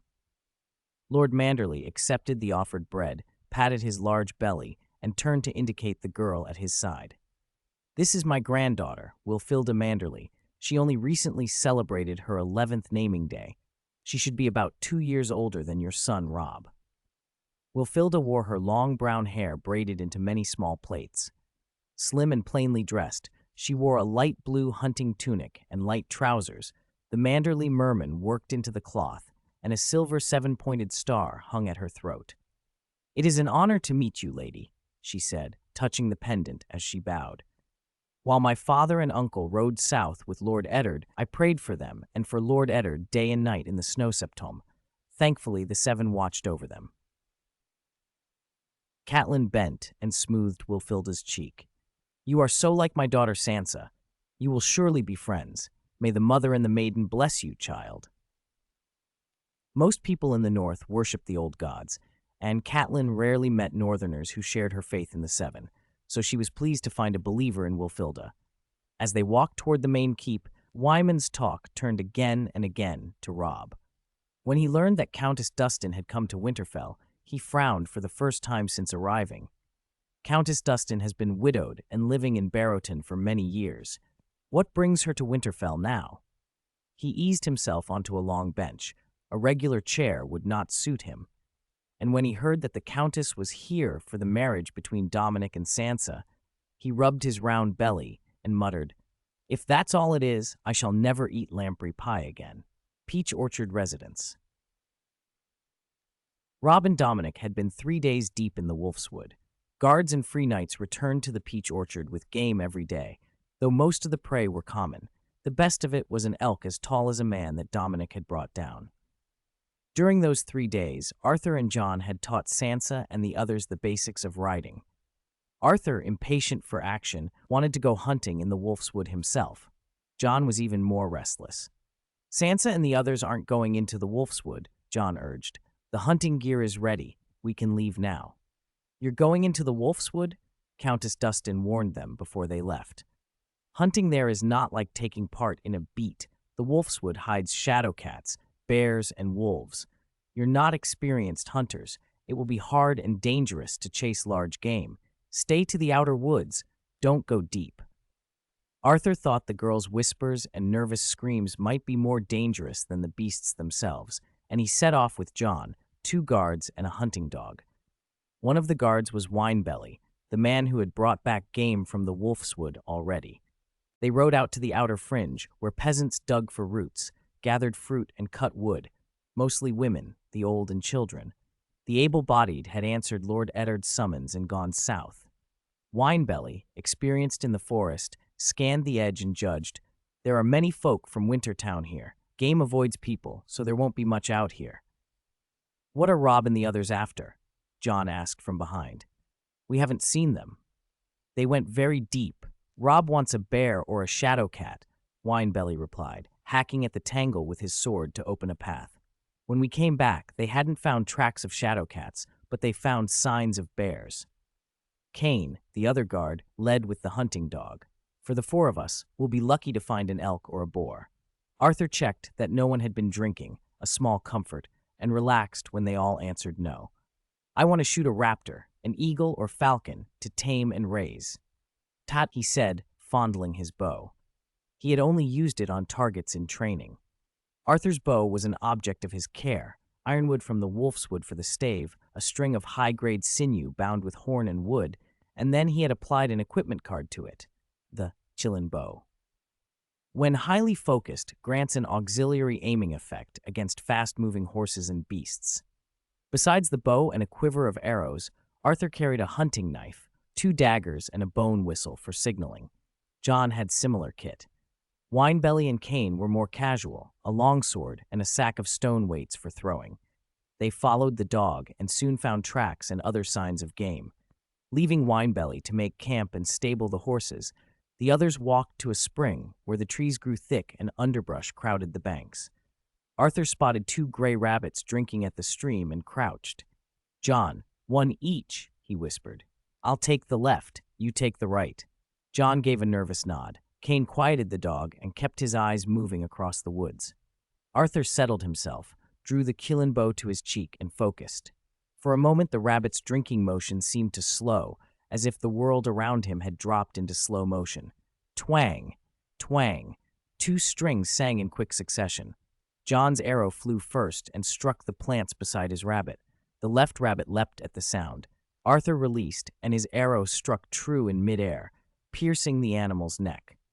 From the other's point of view, it seemed as if Arthur had read the rabbit's movement and split the air with a perfect shot. As for what it felt like to shoot with the Chillin bow, it wasn't the certainty of hitting every shot, more like the sensation of shooting cleanly through a willow leaf. Because of the hunting artifact, the Chillin bow, Arthur had an astonishing run over 4 days.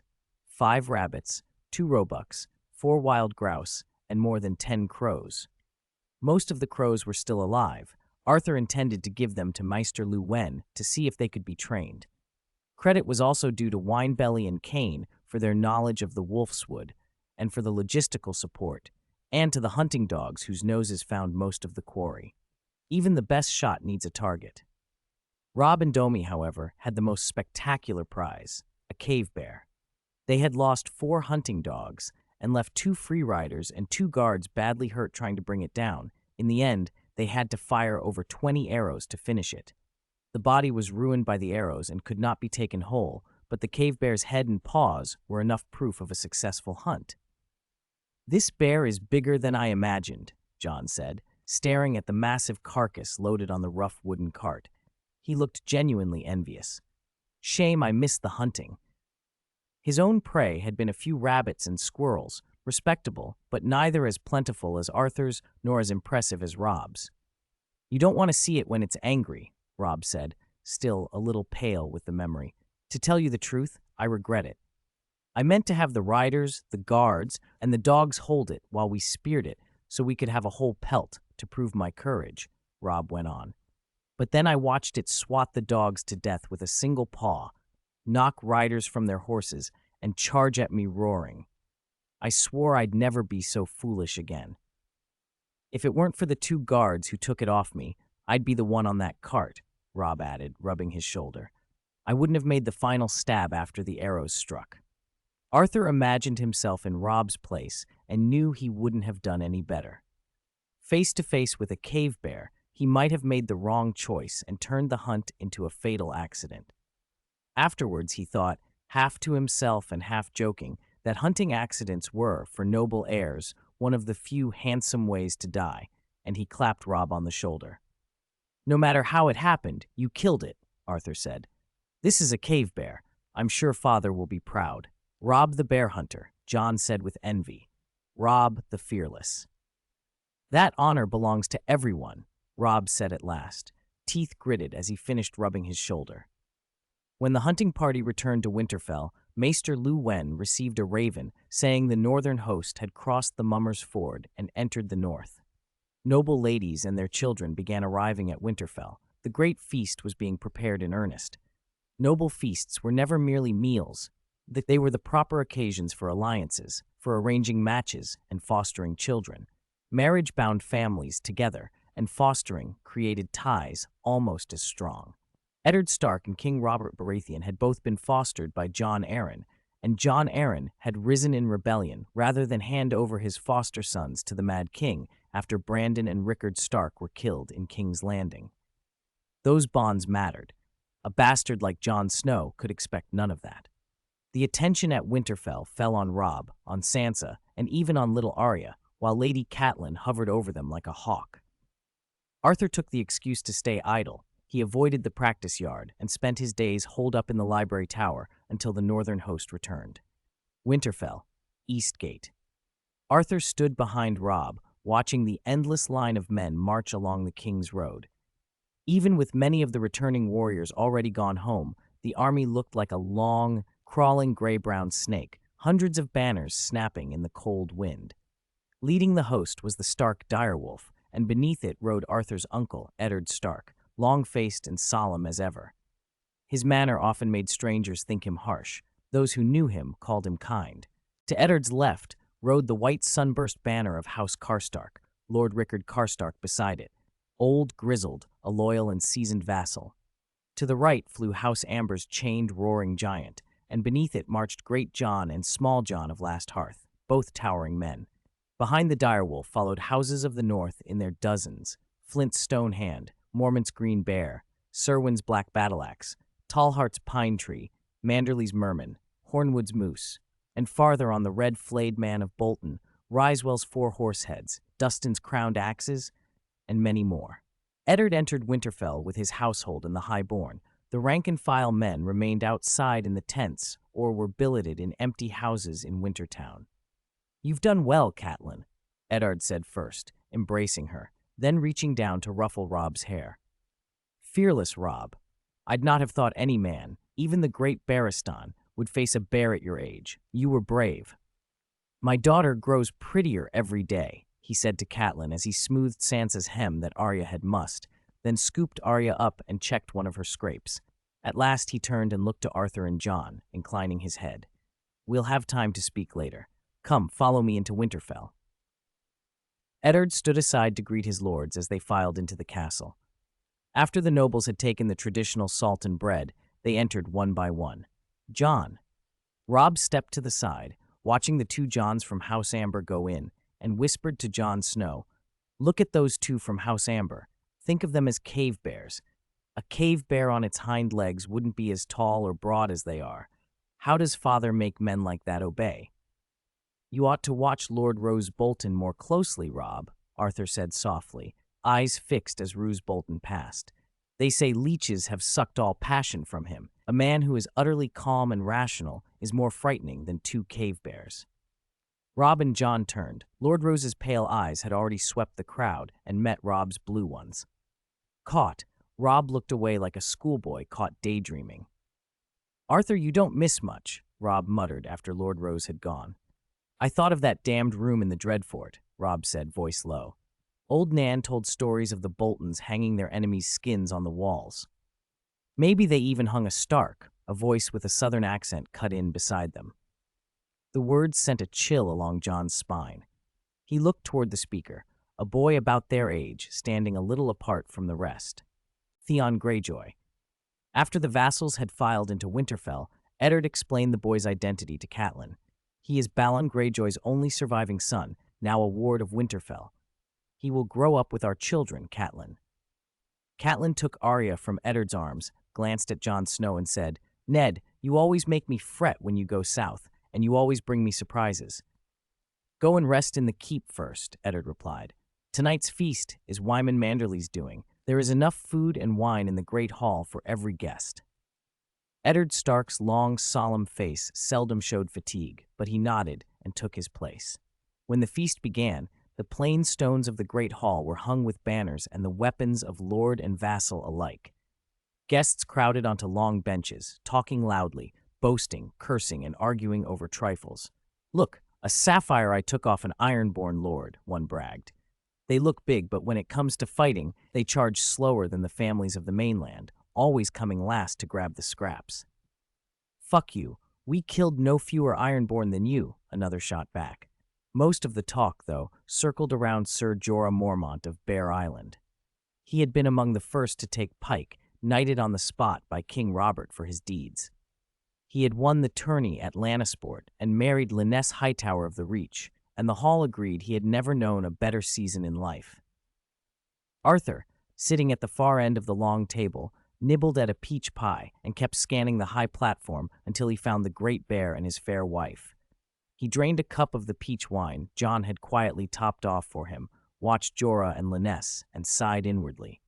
Land, honor, title, beauty. At this moment, the Great Bear seemed to have everything.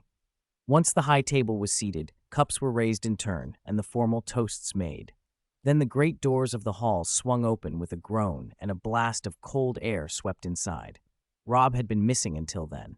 He rode in on a small pony, both rider and mount wrapped in black and gray wool with direwolf heraldry. He cantered between the tables, past the oak and iron doors and the rows of benches, and the hall exploded into "Long live Winterfell" after him. It was an old Winterfell custom, a shout for harvest and victory alike, an acclamation for the lordship, for the Starks past and present. Robb rode to the high table and, under every eye, seated himself at his parents' side. Sir Roderick, the master-at-arms, called for silence. Robb, speaking in his father's stead, welcomed the assembled and bade them to thank the old and new gods for victory and for the coming harvest. "May this fortune endure," he finished, raising the silver cup that had been his father's. "May it endure," echoed through the hall as cups of ash, pottery, horn, and wood met in a thunder of sound. Arthur and Jon had already worked through several cups of wine. Arthur was pleased to see Jon holding his liquor better than usual. There was nothing theatrical about Jon tonight, no pretending. Robb, playing the part of Lord of Winterfell, seemed 100 times more at ease than Jon ever could. Servants began bringing course after course: roasted wild ox legs with leeks, venison pies stuffed with carrots, bacon, and mushrooms, lamb glazed with honey and cloves, spiced ducks, peppered boar, geese, skewered fowl and pigeon, beef stew with barley, chilled fruit soup. Wyman Manderly had hauled 20 chests of salted and seaweed-packed seafood from White Harbor, whitefish and periwinkles, crabs and mussels, clams, herring, cod, salmon, lobsters, lampreys, bread, honey cakes, oat biscuits, turnips and peas, beets and pumpkins, baked apples, berry pies and pears boiled in strong drink. Everywhere the tables groaned. Rounds of snow-white cheese sat beside the salt dish on each board, and pitchers of spiced hot wine and iced peach wine were passed freely. Musicians from the south plucked harps and fiddles and blew horns with practiced grace, but the instruments were soon drowned by the roar of voices, laughter, and the occasional barking of hounds over scraps. Minstrels sang "The Iron Spear," "The Burning Ships," and "The Bear and the Maiden Fair," but few in the hall stopped to listen. The noise swelled into a constant, dizzying din. Lord Roose Bolton spoke quietly with Countess Dustin across his son, Dominic. A lord called Eel and 2 big sons attacked the eel pie before them with relish. Sir Jorah cut wild boar with courtly care for his Hightower bride. Every dish was first presented to Eddard. He had the right to taste and to grant the first choice as a sign of favor. Eddard, though, spent most of the evening with his cup and took little food. When a dish tempted him, he would send it on to some other noble on the platform as a small courtesy. He sent salmon to the weary Lord Rickard Karstark and cave bear meat to the boisterous Amber family. Arthur sat at the far end, watching how the Lord distributed favors, cataloging alliances and slights in the way a boy learns to read faces. When Duke Eddard sent a goose stuffed with berries to Countess Dustin, Arthur wondered if it was meant to soothe some old grievance. When a large steamed lobster was set before Lord Rose Bolton, Arthur laughed so hard that wine flew from his mouth and splattered John's face. The sight of Bolton, with his lobster, amused him more than it should have. He hadn't expected any such domestic favor for the flayer of the Dreadfort. A roasted grouse was sent to the boy Theon Greyjoy. Theon accepted it with a pleased, proud smile. The Ironborn do not take charity easily, and Arthur found the expression both defiant and grateful. Arthur wiped the wine from John's tunic and shook his head. Below the high table, the revelry continued in 100 petty dramas. Serving girls wove among the benches with wine, and the ribaldry that followed took its usual forms. A follower of the Tar family slipped a hand under a girl's skirt and was answered with a clay jug to the head. The jug shattered, and the hall erupted in laughter. Master Me Ken, whatever mischief Arthur had heard of him, did indeed find his hand in a bodice, though the woman in question seemed hardly offended. Farlan of the Kennels teased his red bitch with a bone at the edge of the table, and Hathor and Moors of the Amber household drank cup after cup in a contest of endurance. Horn cups clattered as they slammed them down. It was too loud, too warm, and the air smelled of meat and wine and sweating bodies. Arthur glanced again at Robb on the platform, trying hard to be the young lord, and at the exhausted Lord Rickard Karstark.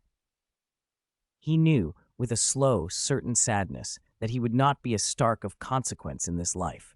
No purple-draped prince, no favorite of the hall. Rule with virtue, he thought, repeating the old house motto that would never hang in his own hall. It was a reminder that he would have to leave before long, that his path lay away from Winterfell's long tables and winter hearths. Chapter 16. Sword Forging. A year had passed since the victory feast at Winterfell. After the celebration, many of Winterfell's vassals asked Peach Garden for peaches and peach wine as return gifts.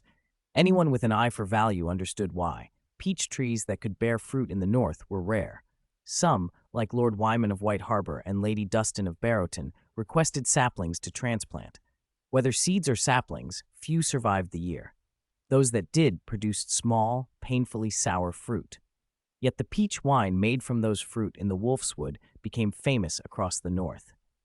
Chilled, it developed a clear, sweet note the northerners and mountain clans loved. Even the Night's Watch on the wall praised it. Arthur had hardly managed Peach Garden in the past year. It had proven its worth and no longer required his daily attention. Instead, he had turned all his energy to forging and sword training. He intended to keep the promise he'd made to John, forge him a real sword, along with making one for Robb and one for himself.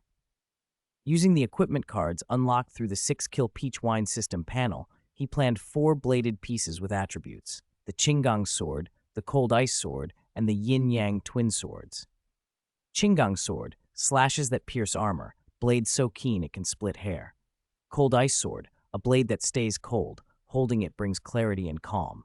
Yin-Yang twin swords, paired blades. The male blade can sense the location of the female blade, only for the wielder. Since he would be using equipment cards to impart attribute effects, Arthur knew the blanks had to be perfect in both form and finish. For a year, he had experimented with forging techniques. He'd tried applying equipment cards to finished swords each time and always failed. Now, after countless trials and adjustments, his forging skill and his own physical and mental condition were finely tuned. He had a premonition that today's sword would finally succeed. From the smithy came a steady clang of hammer on metal and waves of heat. Arthur hammered a glowing billet made from 36 stacked iron layers. The apprentice turned the bar on a handle when Arthur instructed and brushed away scale and filings between heats. "Is all this really necessary?" Master Me Ken watched from the doorway. "It's so tedious. Stacking so many layers, cracks can form in the blade. Last time the sword snapped into 3 pieces after quenching."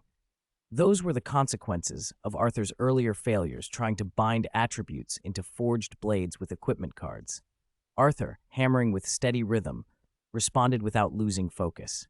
You'll see, without tens of thousands of strikes, how do you put your will into the steel? He used the Damascus-style twisting technique, a complex, labor-intensive method he'd only known from documentaries before. Blending long practice with research, he had finally mastered the process. After half an hour of intense hammering and 3 cycles of heating and normalization, Arthur had stretched the short, thick billet into a rectangular bar about 3 feet long. Heat it all through, he instructed the apprentice, then bit into a peach to recover his strength. I'll clamp and twist the whole thing, then shape it. Twist? Miken's interest sharpened. That's something to try. They reheated the bar until it glowed. Arthur seized it in a clamp and twisted the heated metal, then hammered it out into a blade profile. Miken brushed the surface clean with an iron brush, inspecting it closely. No obvious cracks. Let's quench it. The apprentice rolled the quench barrel, water mixed with oil, into place. Arthur reheated the blade until it was red hot, plunged it into the quench, and activated the Qinggang sword equipment card, letting its attribute flow into the steel as it cooled. When the blade emerged, cooled and roughly straightened, there were no cracks and only a slight bend. Arthur straightened the blade, ground the edge, and acid-etched it. The twist patterns bloomed across the surface like water, and along the edge a shifting sheen seemed to run. It's as sharp as the Stark family's ancestral cold ice, a great sword of Valyrian steel, Miken murmured, stroking the blade. This longsword's sharpness might not be inferior. Arthur wrapped a temporary handle in rope, took the sword, and swung it lightly. The blade sliced the air with a clean, metallic note. Miken produced an old hand-and-a-half sword, one face nicked and battered, the other mostly intact, and told him to test its toughness. Arthur gripped the new blade with both hands and brought it down with a practiced cut. The impact felt like striking tempered glass. There was a bright, ringing crack, and the old sword snapped cleanly in two. Arthur examined the edge. No nicks, no flaws, only the blade's sheen flowing along it. You forged a divine weapon from common iron, Miken said, stunned as he picked up the broken sword. I've only heard of techniques like this in legends. He swallowed. Arthur, in my mind, you are like the blacksmith god of the Seven. Arthur didn't let the praise inflate him. You taught me the craft. This is only an application of a forging method, like Valyrian steelwork, he replied, mindful that the Qinggang card's effect helped. There's still finishing to do. The pommel, the guard, the scabbard, Miken reminded. Arthur agreed and set to work.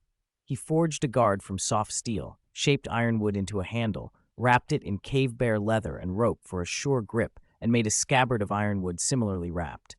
Miken suggested adding gold, but Arthur refused. The blade's beauty spoke for itself, and he didn't want Jon's sword to be ostentatious. Instead of carving his name, Arthur Snow, on the hilt, he etched a snowflake and a peach motif. Next, he forged the sword for Robb, using the same process but infusing the cold ice sword card. Its edge didn't quite match the Qinggang in sheer keenness, but it was still on par with a fine longsword. Arthur compensated with design and finish. He carved the pommel in the shape of a direwolf's head and inlaid 2 sapphires the color of Robb's eyes into the wolf's sockets. Between the blade's contrasting pattern and the exquisite handle, it looked like a work of art. The cold ice attribute lent the blade a biting chill. The first touch shocked the hand, and holding it cleared the mind, cooling agitation into focus. For himself, Arthur forged the yin-yang twin swords. They weren't as long as the long swords, more like hand-and-a-half blades, but complementary. The male sword wide and heavy, a chopping broadsword, the female thin and light, a rapier for thrusting. In a pinch, the rapier could be thrown as a javelin using his assault skill. He made a combined scabbard so the pair could be carried together and customized both grips to fit his hands. The interfaces were shaped to prevent slipping, important when wielding a blade single-handed. On the male sword's handle, he carved the character Duh. From now on, when he traveled, he joked inwardly he might have to subdue people with virtue. Satisfied, Arthur looked over the finished blades. Between the Qinggang for Jon, the cold ice for Robb, and his own yin-yang pair, He had crafted weapons that were not only beautiful but born of purpose, tools honed for the promises he intended to keep. Chapter 17, Going South. By the time Arthur finished forging the 4 swords, his 10th naming day had come and gone. Today was the day he was meant to leave. He had packed lightly and early that morning. The things that were awkward to carry went into the saddlebag of his horse, Jueying, already almost as tall as a man, the hunting artifact Qilin bow, the yin-yang twin swords, a hunting knife, a quiver of arrows, some coin, 2 oilcloths, a handful of peach pits he had been saving, salted beef, and other dried provisions for the road. He carried the Qinggang sword and the cold ice sword at his hips. Stablemaster Hullen had said Lord Stark was waiting for him at the south gate. For once, Arthur did not ride out of Winterfell in haste. He lingered, looking around at the courtyard and the old stones with a slow, affectionate gaze. 10 years of his life had been lived in this place. How could he not feel something when he left? Beneath the gate, Eddard Stark stood with his children. Jon was fiddling with Arya's hair, while Eddard and Robb spoke of something serious. Sansa stood apart, idly holding a handkerchief. Lady Catelyn was not present. Arthur led Jueying forward. "Arthur," Eddard said first, his long face softening with an unusual sadness. "When I brought you to Winterfell, you were so small. Now you've grown taller than I am." He embraced Arthur. "I've sent ravens to White Harbor and to Starfall," he added. "Lord Wyman will arrange a ship for you to Starfall City." "Thank you, Uncle." Arthur smiled. "I was making plans for the route, but now I don't have to worry." Eddard produced a ring from his cloak, a signet set with an amethyst, engraved with a white longsword and a star. "This was your mother's. Show it in Starfall. They will know who you are. I had meant to give it when you came of age, along with the land that was promised." "They'll know by my purple eyes," Arthur said, tucking the ring away and shrugging. "I don't imagine a Targaryen or a Lysene would impersonate a Snow." "You have black and gray hair," Eddard said, humor in his seldom-used voice. "Perhaps when it turns white, they'll believe you." He waved to a servant, who led a pack horse forward. "This is your naming day gift. Inside are a gray wolf-skin tent, some clothes, and coin. You'll need them on the road." He hugged Arthur again. "A Snow you may be by name, but you are a Stark wherever you go. Winterfell's gates are always open to you. My hearth will have a place for you." "Thank you, Uncle. Is this the sword you forged for me?" Jon interjected before Arthur could finish. He had prepared a gift of his own. Pulling a squirrel fur-colored wool cloak off Arya with a small commotion, he grinned. "I almost forgot." Arthur tossed Jon the Qinggang sword he had strapped to his waist. "I put a lot of effort into this one." When Jon drew the blade, it sang, a crisp, bright whoosh that turned heads. He stared at the patterns on the steel and the light that seemed to move down the edge, eyes widening until his hand trembled. "It's beautiful," he breathed. Eddard's voice was practical as ever. "It's a sharp sword, Jon. You must cherish it and use it with care." "Father," Jon nodded vigorously. Not trusting Jon's excitement, added, "It's called Qinggang. It cuts like a knife through tofu. Armor won't stop it. Be careful." Arya scrambled over and hugged his leg, screaming that she wanted a sword too. Eddard picked her up and led her aside with a patient smile. Arthur handed Robb the other sword he had prepared, the cold ice. Robb took it at once, fascinated by the wolf head carved into the hilt. The moment he closed his hand around it, he hissed as if stung. "Why is this hilt so cold?" "I left the hilt unwrapped on purpose," Arthur said.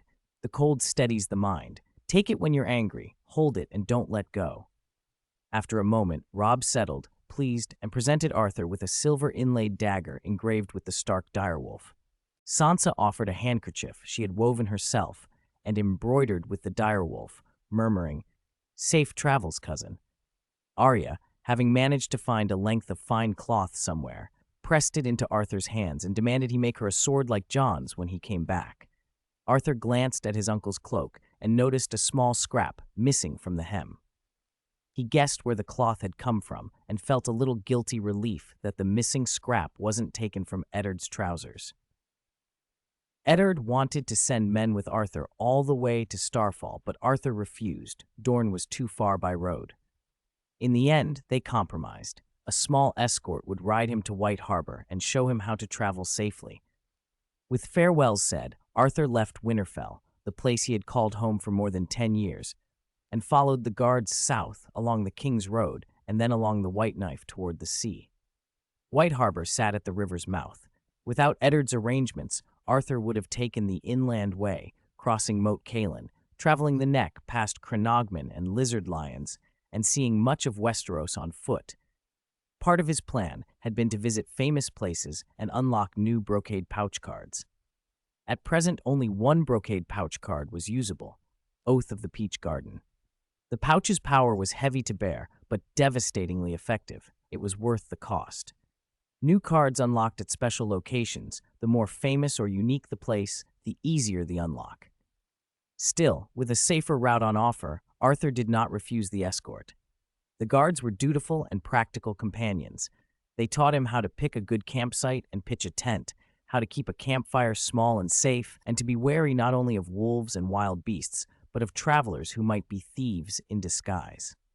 If robbers demanded coin, they advised, it's sometimes wiser to pay and live to fight another day. Those bold enough to stop travelers might be worse than ordinary cut purses. Always keep your sword within arm's reach while sleeping, and when moving through thick forests, try to travel together. Perhaps because of Sansa's blessing, perhaps because the North was well kept, Arthur's coin pouch left Winterfell as full as it had been. He paid inns and taverns along the road and arrived at last at White Harbor's white-bricked walls. The air here tasted of salt, fish, and the sea. He passed through the tall arched gate and into Fishmonger's Square. The guards said their farewells by the quay and announced they were going to relax at a tavern called the Lazy Eel. Arthur thanked them, handed over a coin or two, and watched them go, joying shifting impatiently as gulls called over the river and a new road opened before him. Chapter 18. White Harbor. Welcome, Arthur Snow.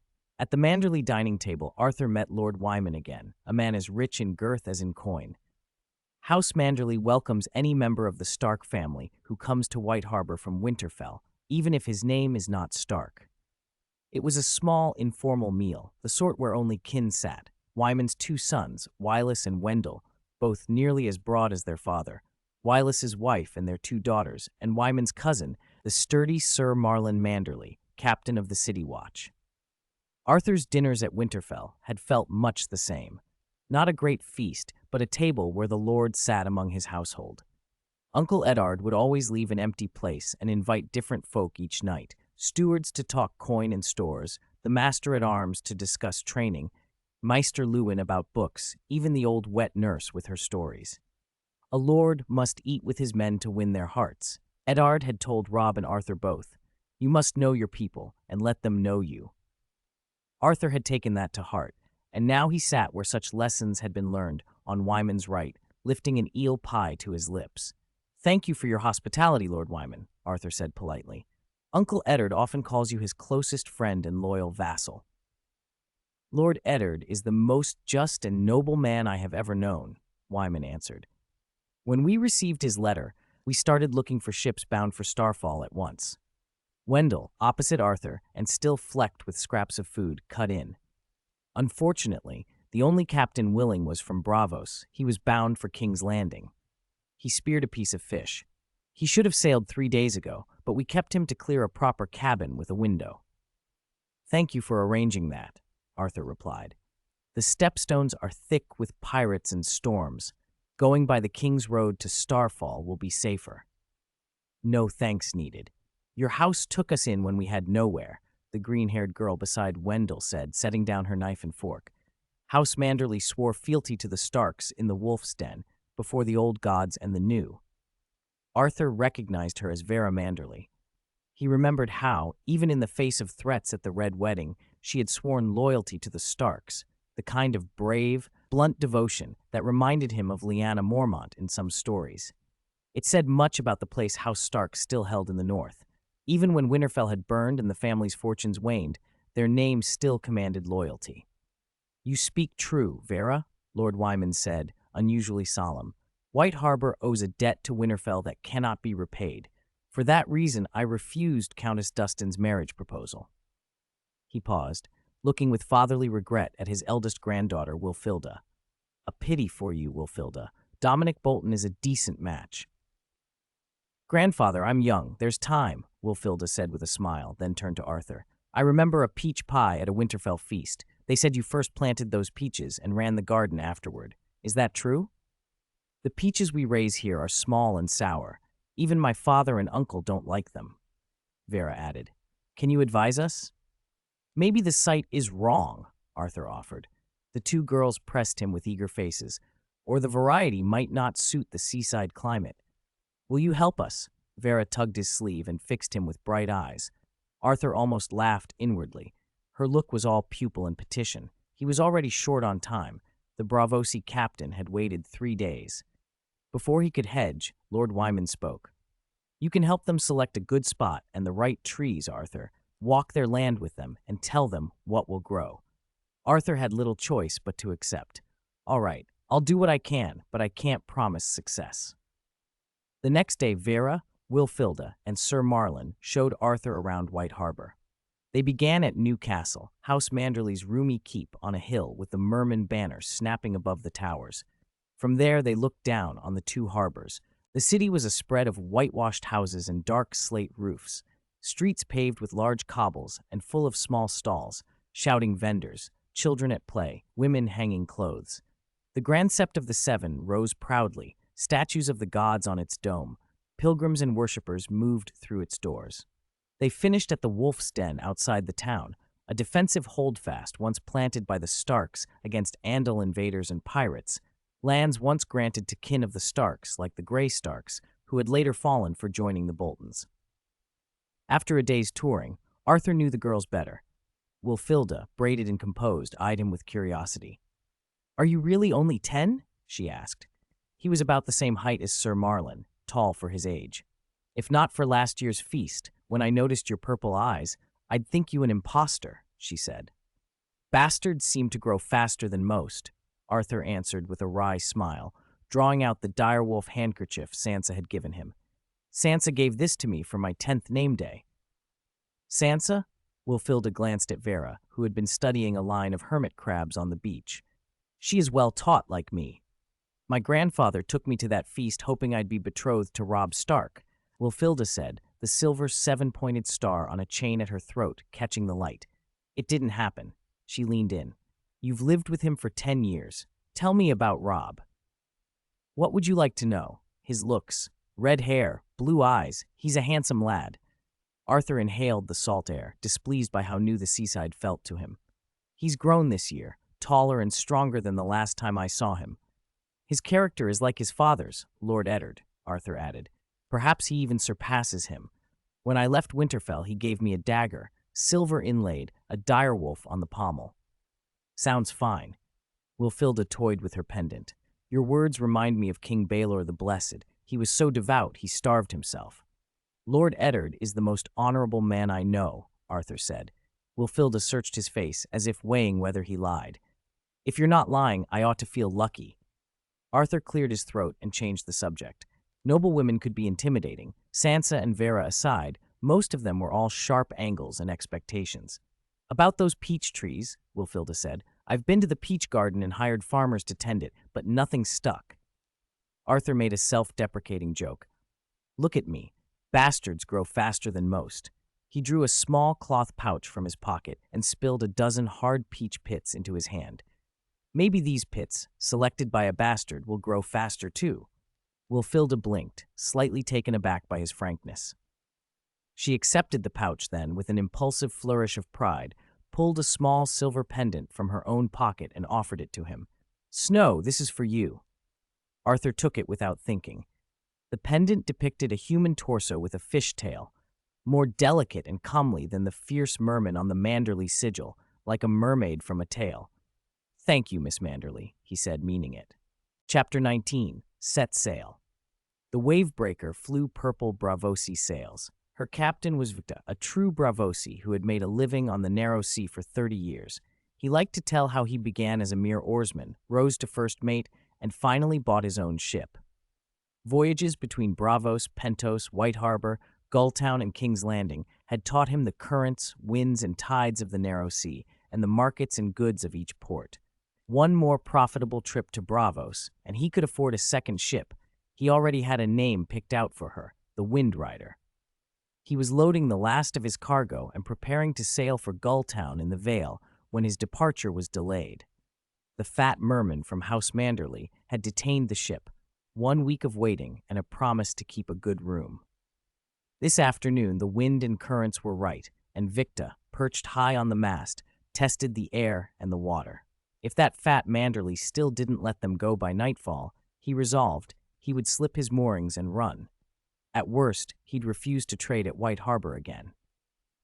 "Father, that merman you always grumble about is here," called his second son, Vickle, from below. "They've brought a lot of folks." Victa, nearly 50 but still spry, dropped from the rigging, thumped Vickle on the head and said, "If you can't speak plain, don't speak at all. Go fetch a bucket of wheat. No, a bucket of sweet plum wine." Vickle pouted and shuffled below decks. Victa greeted the boarding party with a leathery smile.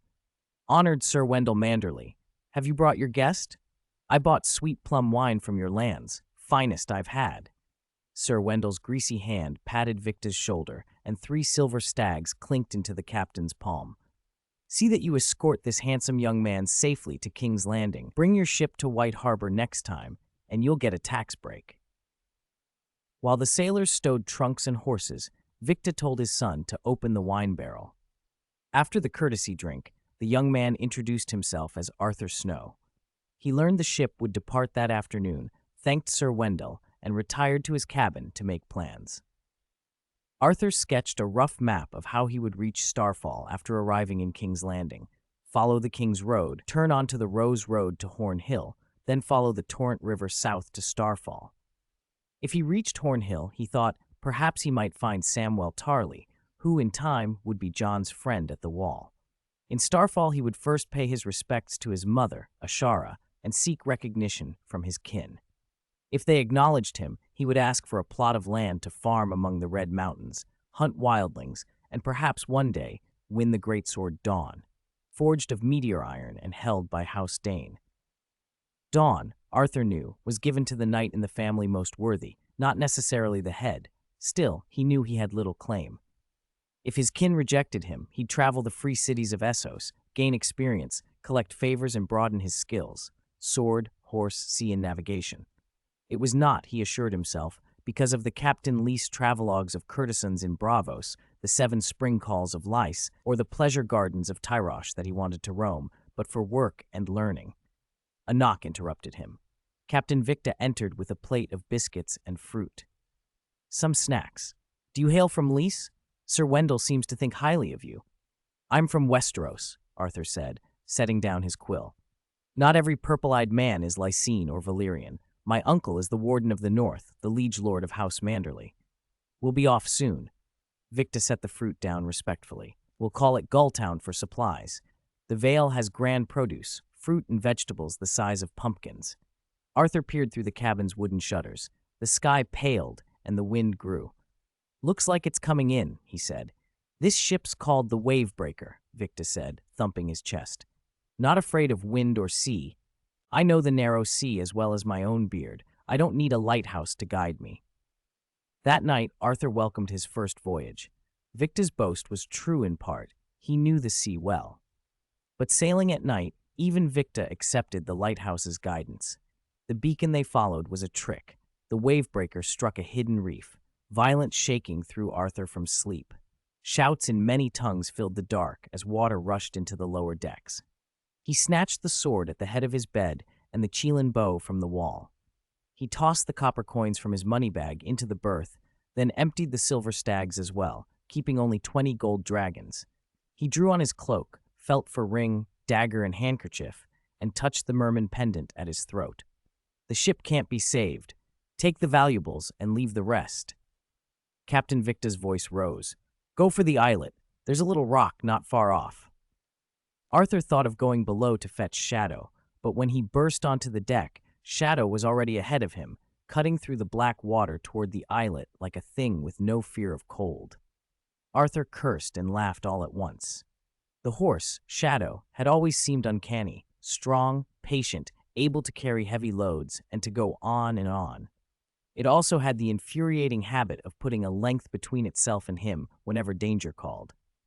a speed that served it well when fleeing, but not so well for a rider. He leapt from the deck into seawater that was shockingly cold. The night wind tore at his sodden clothes. Guided by the faint light of the distant lighthouse and the cries of others, he swam for the rock with sailors and passengers. The islet was close.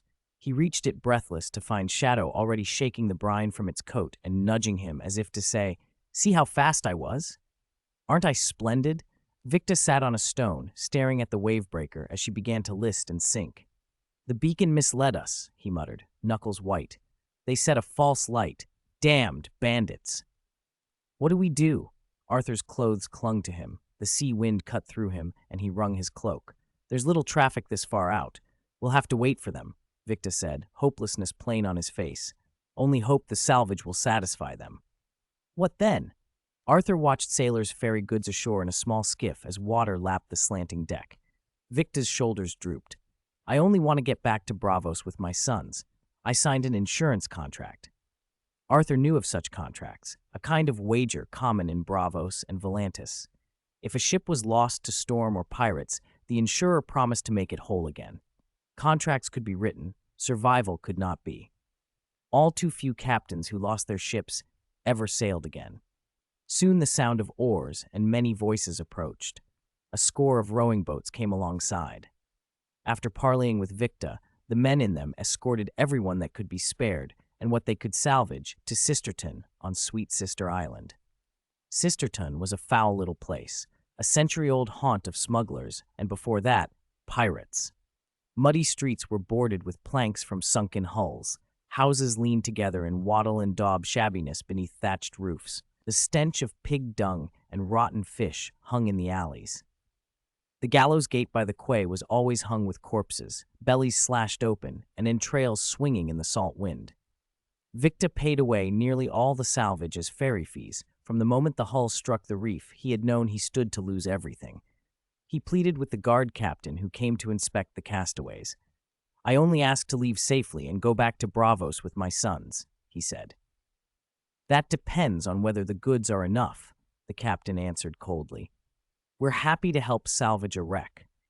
Arthur demanded to see the lord of the island. He drew the silver direwolf dagger Robb had given him from his bosom and said, "I'm the nephew of the Duke of Winterfell, Eddard Stark. He will pay my ransom." The guard captain took the dagger, turned it in his hand, then handed it back with a softer tone. "Ransom? Snow, we haven't taken you. It's late. Tomorrow I'll inform my master. You'll be treated with favor." They lodged Arthur alone in a relatively clean inn and gave him dry clothes. For the moment least, he was safe. The next morning, the captain of the guard led Arthur across a black basalt bridge to see his lord, the Earl of Sweet Sister Island. They passed a rusty iron gate beyond which a deep seawater moat swirled. Two giant chains lifted a drawbridge high above the water. Green waves slapped against the castle's foundations, and the gatehouse across the moat loomed larger than it had before, its stones slicked with seaweed. Through a muddy courtyard, Arthur climbed the steep stone keep of Breakwater Castle. Inside the hall, the captain unloosed his cloak and hung it on a nail. Arthur did as he had been told. He hung his sword on a wall peg and kept only his dagger. The Earl ate alone in the dim great hall, a plate of bread and a bowl of sister's stew before him, and a flagon of beer at his elbow. 20 iron sconces were set into the thick stone walls, but only 4 held torches. Shadow pooled everywhere. "I don't like Northmen," the Earl said at once, glancing up at Arthur. "What's your name, boy?" He was broad-shouldered, with rough white hair sprouting from cheeks and chin and a bald crown, his nose red and swollen. "Arthur Snow," Arthur answered, bowing, his eyes taking in the hall warily. "You haven't eaten, I see." The Earl waved his spoon. "Eat. This is sister's stew. Ever had it, Snow?" Arthur looked at the bowl and the bread and felt some of his tension ease. The lords of the Three Sisters might be pirates, but they respected guest rights. Accept a host's bread and salt, and the right to stay was sacred. No guest could be harmed while those rights held. The thought steadied him as he took a bite. "In wet nurse tales, they say the sisters snatch girls and boil them in a pot, hence the name," he offered, half a smile. The Earl sniffed. "Stories. There are no sisters in sister's stew." He jabbed the table with his spoon. "3 kinds of crab in this pot, red crab, spider crab, and king crab. My granddaughter made it. I won't eat spider crab any other way. It tastes like cannibalism." Above the cold fireplace hung the house banner, a white spider crab embroidered on a gray-green field. The Earl watched Arthur as he ate. "If you swear by your family and your gods not to speak of what happened last night," the Earl said, cold, "I'll put you on a ship to White Harbor." Arthur paused over his bread and broth. Relief at the crab's freshness washed over him, but he forced himself to stay measured. "I won't swear, my lord. Lying isn't honorable. If asked, I'll tell the truth." The Earl's spoon tapped the rim of his bowl like a threat. "That's why I hate Northmen." Arthur did not flinch. "You've no need to worry about the others. They're bravosi, not lords."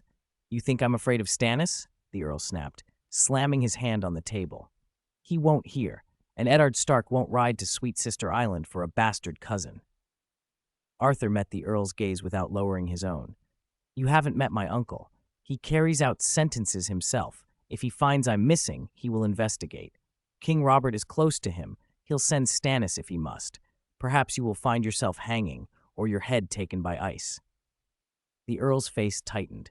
Arthur noticed webbing between the 3 middle fingers of that hand. The Earl scoffed. "You make other nobles swear too, and Stannis still came with the royal fleet. Betrayal isn't only a bastard's trait." The memory in the Earl's eyes shifted. For a moment his sneer softened into something like resignation. "Eddard was here once," he said, "during the Usurpers' War. Maybe you weren't born yet." Arthur tilted his head. "My uncle never told me that." The Earl drained ale and began to tell it in a rough, private way. "The Mad King sent word to the Eyrie, wanted Stark's head. Jon Arryn sent him away instead. Stark had to cross the Bight to get home. A fisherman took him off the coast. The ship foundered in a storm. The fisherman drowned. His daughter managed to bring Stark to these islands before the wreck sank. They say Stark left her a bag of silver, and the child she bore he named Jon Snow after Lord Jon Arryn." He stabbed his spoon into the stew and continued more softly.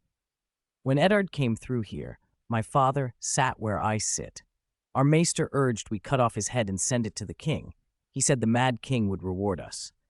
But word came that Jon Arryn had taken Gulltown, and Robert had stormed in, slaying Mark Grafton with his own hands. 'This Baratheon fights like a king,' I told my father then." He mimicked the Maester's scornful laugh. "Prince Rhaegar could kill him with one hand," the Maester said. Eddard answered, "Only winter is coming is constant in the world. We might fail, but what if we win?" My father decided to let him go. The Earl shook his head. "If you fail," he told Eddard, "you were never here." The words fell like a stone. "You should be as clever as your uncle. Act like you were never here." Arthur stared at him. He did not take the easy course the Earl offered. There was opportunity and danger. "My name isn't Stark," he said. "It's Snow. Bastards are said to have desire in their blood. I want more than my uncle. Since your lighthouse brought me here, I won't walk away empty-handed." For a long, stunned moment, the Earl had no answer. Then he barked a harsh laugh and let the spoon clatter to the floor. "What do you want?" "A large, well-crewed ship that can sail to Braavos," Arthur said steadily, "and its people must take orders from me. The Braavosi rowers, sailors, their captain, you can keep their cargo, but the ship and crew come under my command." The Earl's brow rose. "You want to take those Braavosi back to Braavos? Why should I give you a ship? They might ransom themselves or become laborers and fools for me." "I can bring you better information about ships that sail the Bight," Arthur offered. "Keep doing what you do. Lure ships, salvage wrecks, and the risk of hanging will only grow. If you agree to my terms, I'll give you not only leads on where merchants sail, but ways to make your work less likely to be discovered." "How will you do that?" the Earl asked, unconvinced. "How can I trust a bastard who claims honor?" "You don't need to know how," Arthur replied. "You'll have a ship full of men who follow me. I'm only one man."